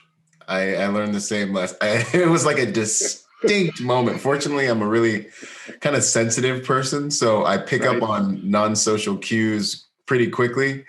Generally, I like to think. And I just remember a client asked me something about what we were doing, and I was like, "Oh yeah, it's this thing." And I went into this whole tactical spiel about what I thought I knew, and I just felt the client's energy was just like, just like, okay, and then I just was like, and it was like getting punched in the face. Like, it was a moment where I was like, he doesn't care. He doesn't care about your tactical prowess. Okay, give him the information he needs.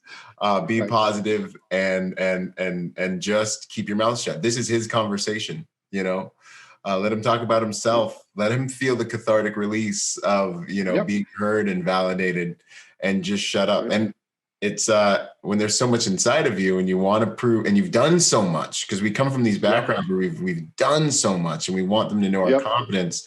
It's really easy and slippery slope to fall into that. And be genuine while you fall into it too. Genuinely be going down the wrong path, We had a client who got fired.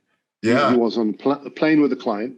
Mm-hmm. The client spoke. And planes are dangerous places with the clients, man. Right. You're close. That's CQB and EP right there. That's what that is.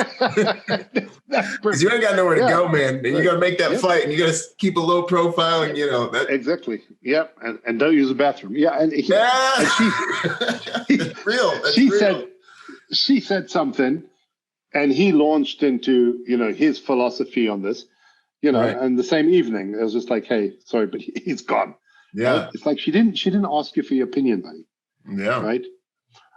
So that is actually much harder than it sounds. Mm-hmm.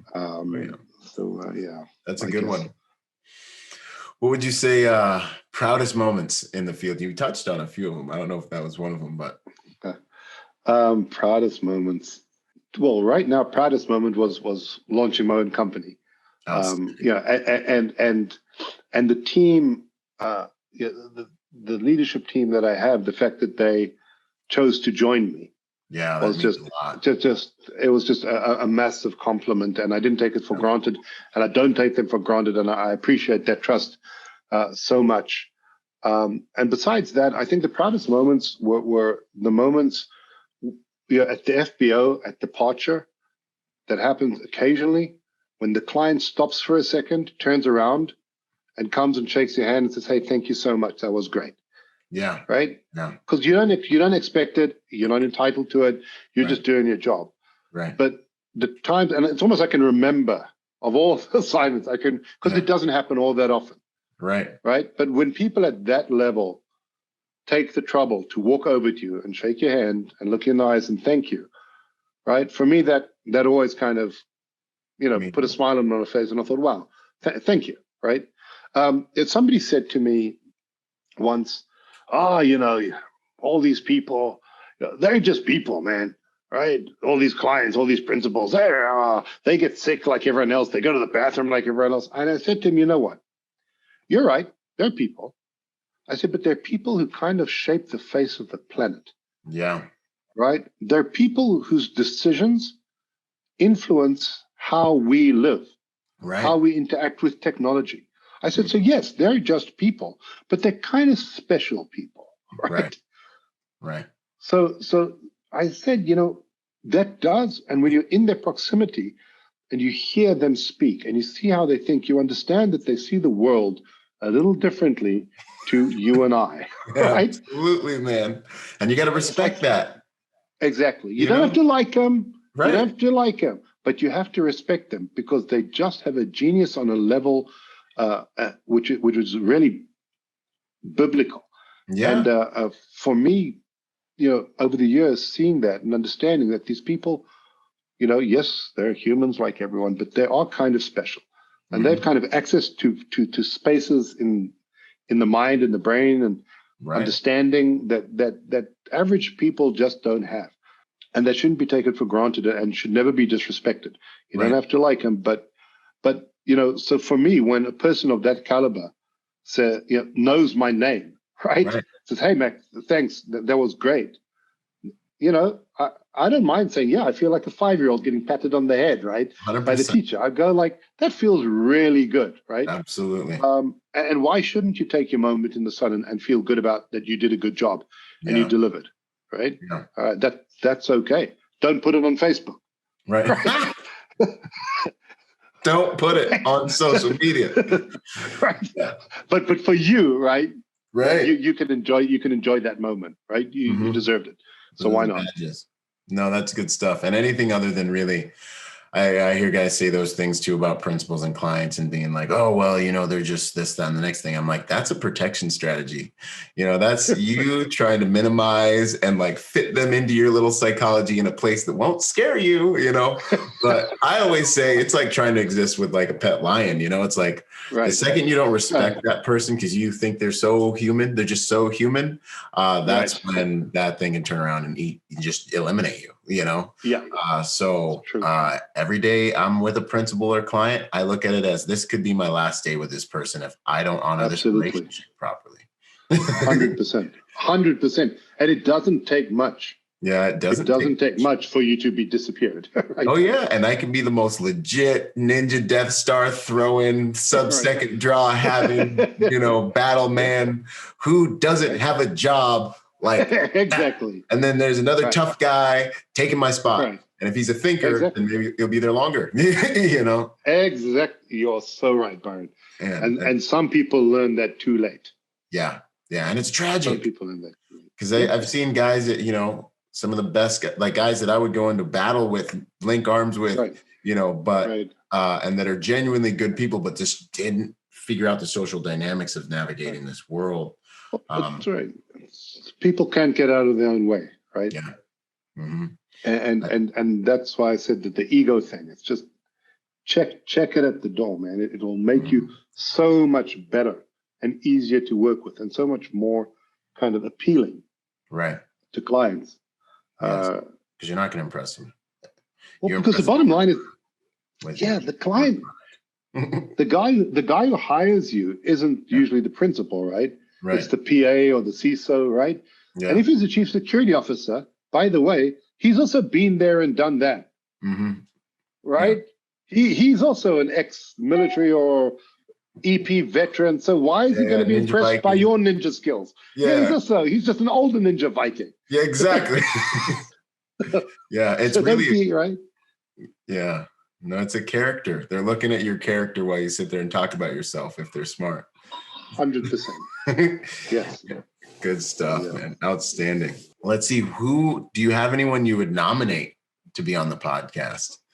You know everybody, like who's the guy that no one even knows that's just been behind the scenes doing, There was a guy I met with Christian once that was like French Foreign Legion, and I could just tell he's been around the block, man. I've lost touch with him. But do you have anyone that you think would have some great things to say, some good contributions? You can get back to me on it if no one comes to mind. But so I actually do. Yeah. Although I don't want to. Yeah, I'll come back to you because I'd rather ask him first whether he would like to do that. Yes. But I was gonna say Ivor if you hadn't had him yet, but you. Oh yeah. Because but you've had him. But yes, I do have someone in mind. I will ask him if he is interested, and I will speak to you offline about that. Outstanding. Good to go. And it's like two sides of this. One side is there are so many professionals that are amazing that I haven't gotten to yet. So I thought I'd run out of people to interview, but it absolutely hasn't happened. And the other side of it is some of the best people, they're the silent professionals, and I respect that. And that's awesome, and I'm trying to bait them out to get out here, and get on the podcast. Yeah, it's good. Let's see here. Favorite quote, mantra, saying. You've dropped a couple during this thing. I've been taking notes. But my favorite is from my late father, which is, if you don't take a ticket, you can't win a prize. Yeah. Right? Love it. Buy the ticket. Just get it. Just get out there. Do it. You want to do this course. You want to get on this detail. You have an opportunity. Just take the ticket, man. It's like Sheryl Sandberg said, if somebody offers you a seat on a rocket ship, don't ask if it's aisle or window, right? Right. Just get in there. I love it. Get on, right? Yeah. Get on. Don't be an idiot, right? So my dad's philosophy was the same way. It's like, hey, if you have an opportunity, man, just take it. Go for it. Believe in yourself. All the mantras. So I'm also a realist. I'm like, yes, if you're tone deaf and you can't sing, no, you're not going to be the next Beyonce, right? Right. And no matter what mommy and daddy tell you. Yeah. But, right? Yeah, exactly. But be the best you, right? And if you're in this industry, right, educate yourself, network, hook up with good people, right? And believe in yourself, because that's the only way you're going to go further. Right? I said, punch above your weight class. Yes. Take on something that's a bit challenging. Make sure you have the support, right? So that you don't, fail. Right. But take the ticket. Go for it. Do it. Don't be scared. Don't be nervous. Nothing is guaranteed, but tomorrow is not guaranteed, right? So, you yourself, Byron, when you started out the podcast and Protect the Nation and all this stuff, right? Yeah. There's no guarantees. You just went, hey, I'm going to do this, right? That's exactly what happened. I was like, right. And people were like, Byron, who? Right? Who is this guy? Who's this guy? Right? Who is this guy? Right? And here we are, right? So you're kind of living, breathing proof, right? 100%. I'm 100%. Take the ticket. Believe in yourself and choose a path and just, do it. Just, I don't mean to quote Nike, but yeah, just get on with it, right? Yeah, there's that nice line that says, a year from now, you're going to wish you started today. That's the truth. That's the truth. Right? Best time to plant a bamboo tree, man, is right now. Yep. Damn straight. So, yeah. No, I love it, man. I mean, with the things that I've done, that has turned out to be made all the difference. I don't know if it's because I'm a little bit like I'm dumb enough to be like, like, you know what? I think I can go on ahead. But confidence comes from experience. Confidence comes from your relationship with yourself, proving to yourself and being willing to fail, because the obstacle's the path, the failure's how we grow. Like this is the thing. We get out of our own way, and fortune does favor the bold, man. That's absolutely. And I'll take you a step further, Byron. That failure, right, is so relative, right? So there was a book I read, I think it was by Gordon Forbes, old Wimbledon champion, and he used to say that when he practiced, if he served and the ball went out, right, he'd go like, all right, I hit that well, good speed, good spin, whatever. It was a little bit long. All right. He said, I wouldn't allow myself to think in negatives. Oh, that was wrong. Oh, that was good. Oh, that wasn't good. Right. So what is failure? Right. Yeah. It's just an experience. That's all it is. I don't even like that word. Right. Yeah. Somebody said to me, I've been thinking about all the mistakes I made this year. I'm like, what mistakes, man? Whatever decision you made obviously made sense at the time. Right.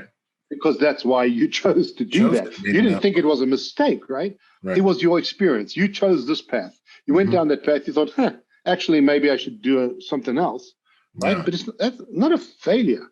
That's life. That's a journey, right? And who are we to judge whether that was a failure or success? Maybe I needed to go down that road to get to this point. Mm-hmm. So was that really a failure? Right. No, it was just a stepping stone. Right. Right. So even that word failure, it's like, well, what does that even mean? Mm-hmm. Who gets to decide if it's a failure or not? Right. Yeah. Because when you look back, Dwayne Johnson has a saying, the best thing that never happened to me. Right. Right. You sometimes think, I need this job. I need this detail. You don't get it and you're all bummed out. And then a week later, you get something else and you go, oh, wow. If I'd gotten that, I wouldn't have gotten this. And this is much better. Yes. Right. So just accept everything with love and with understanding. Yeah. Right. Don't beat yourself up. Don't get all down. Don't get demotivated. Don't get depressed. Just go, okay, that happened for a reason. Mm-hmm. And keep moving. Yeah. Keep moving, cut wood, draw water, however you're going to say it. But just, just move, right? Just move. Yeah. Don't judge yourself.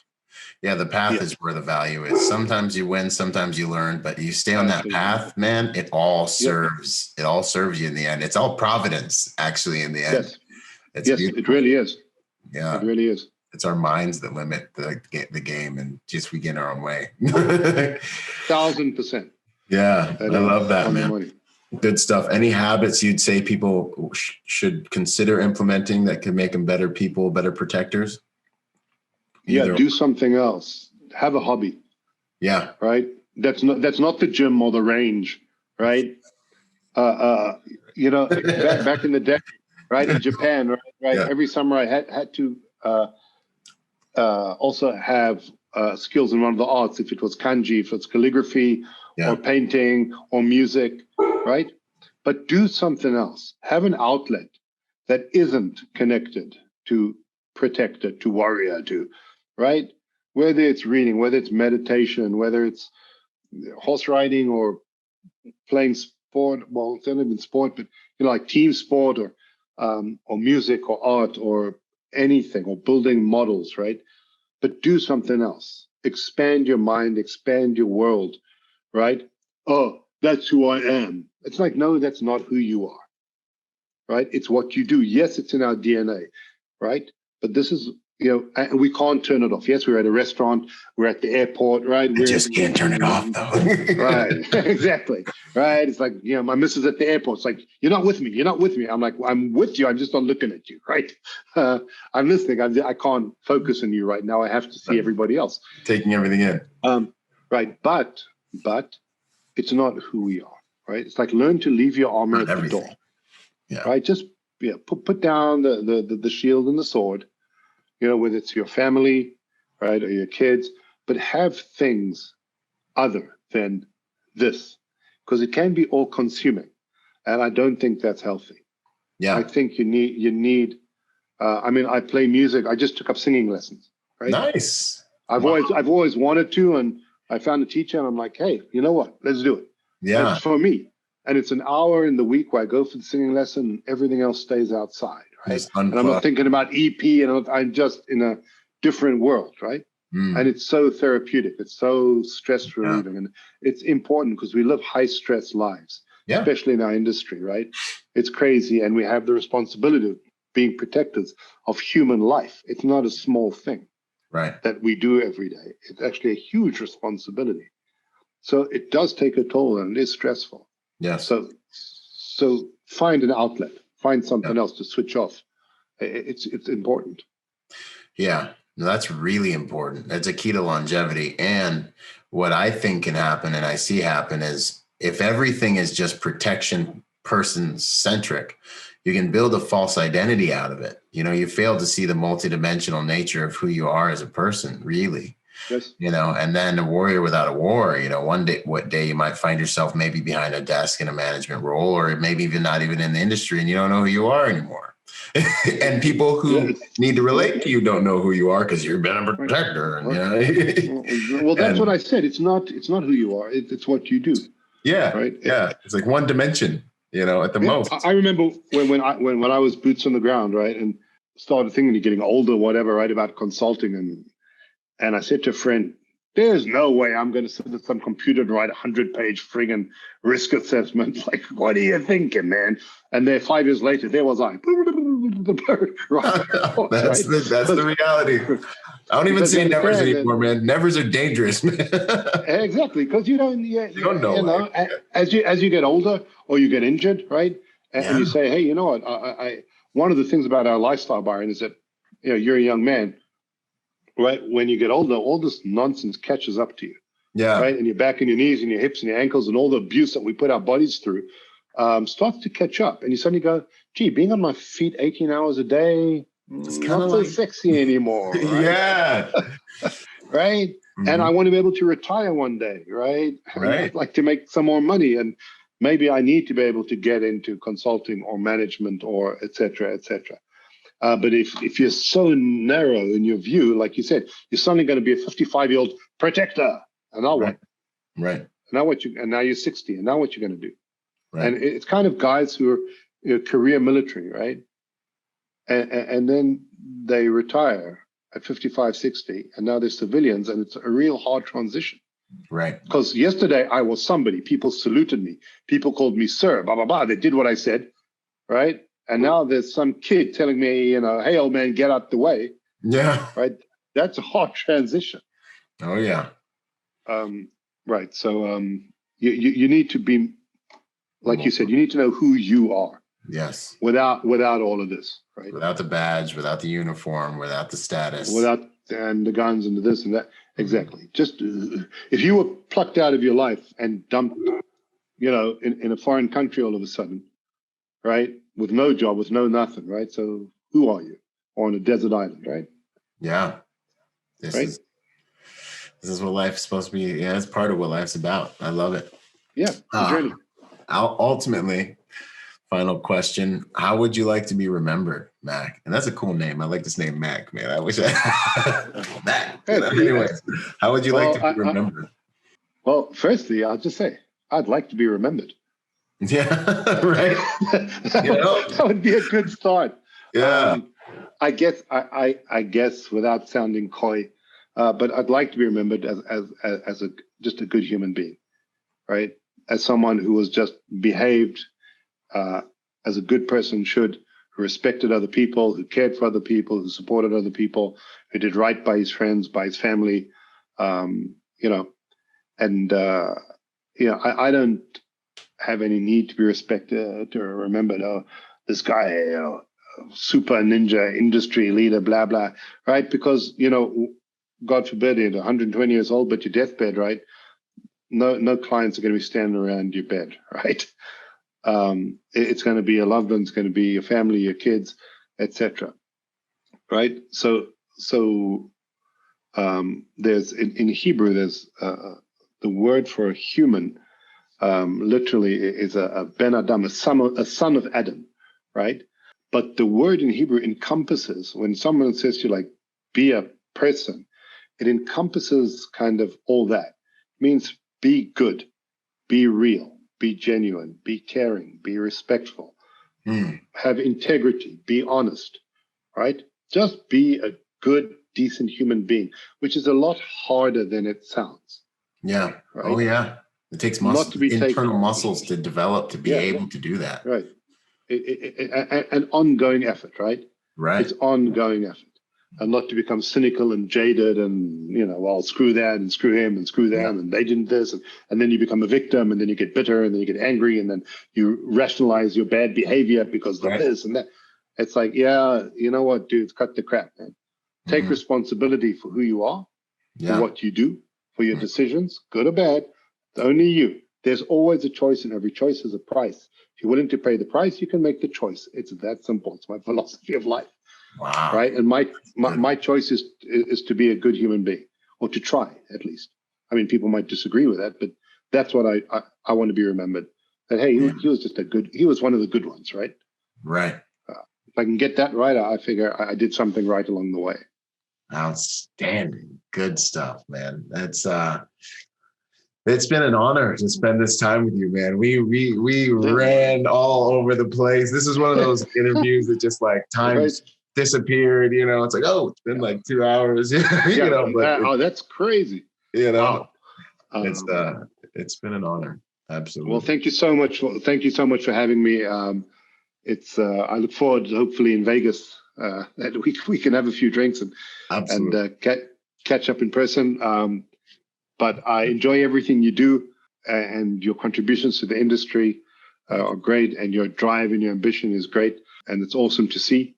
And sure, you have a massive future ahead of you as well, and sincerely hope we will have opportunities to work together and do more cool stuff. So thank you for having me, really and truly. Absolutely. No, it's been an honor. Absolutely, for sure. And then finally, what are you up to these days? Where can people find you, Mac? So people can find me. The company is AHNA, AHNA, AHNA Group. By the by, people ask me where the name is from. It's the initials of my 4 daughters. Oh, awesome. AHNA. And it actually also, in Arabic, it means us or togetherness, which is kind of cool because my SVP is like a brother to me. He's an Israeli Arab here from Jerusalem. Yeah. So it's kind of symbolic as well that it's kind of us. So AHNA Group is the company, ahnagroup.com. The website is, well, there's an under construction page, but you can have a look. You can find me on LinkedIn. Easiest way to reach me, just on LinkedIn, Max Segal. You can reach out to me, PM me over there, and work aside. I'll say this, and I've said this on other podcasts, to anyone out there. Again, not because I think I'm clever or whatever, but anybody, the younger guys in the industry, if you want to reach out, if you want to chat, if I can help you or support you in any way, please do not hesitate. Just shoot me a message, either on Messenger on Facebook or on LinkedIn, and always happy to support anybody in any way we can. Outstanding. Yeah, we will have the link to your website in the show notes, so everyone can find you that way. And any other links you want to send over, that's perfect. Yeah, that's perfect. Thank you, Byron. Thank you, sir. Boom. All right. Yo, if you're a private security professional wanting to take your game to the next level, go to executiveprotectiontrainingday.com to check out my personal success package for private security professionals. Check it out, executiveprotectiontrainingday.com. And remember, y'all, hard skills do save lives, but soft skills get you paid. Boom.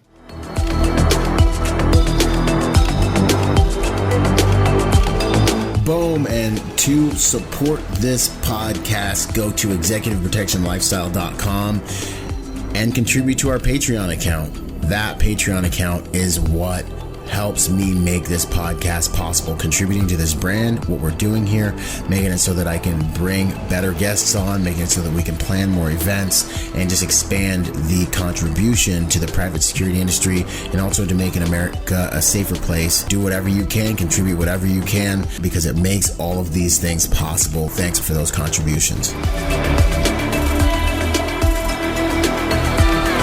Yo, and before we go, I got a shout out to the sponsors, starting out with Primary Weapon Systems, PWS. They truly are the evolution of the rifle. Use Byron for 10% off. Grayman & Company, the most comfortable tactical suits in the game. Use Byron for 10% off with them. Until the next podcast, this is Byron Rodgers, protector by nature and by trade. Out. Boom.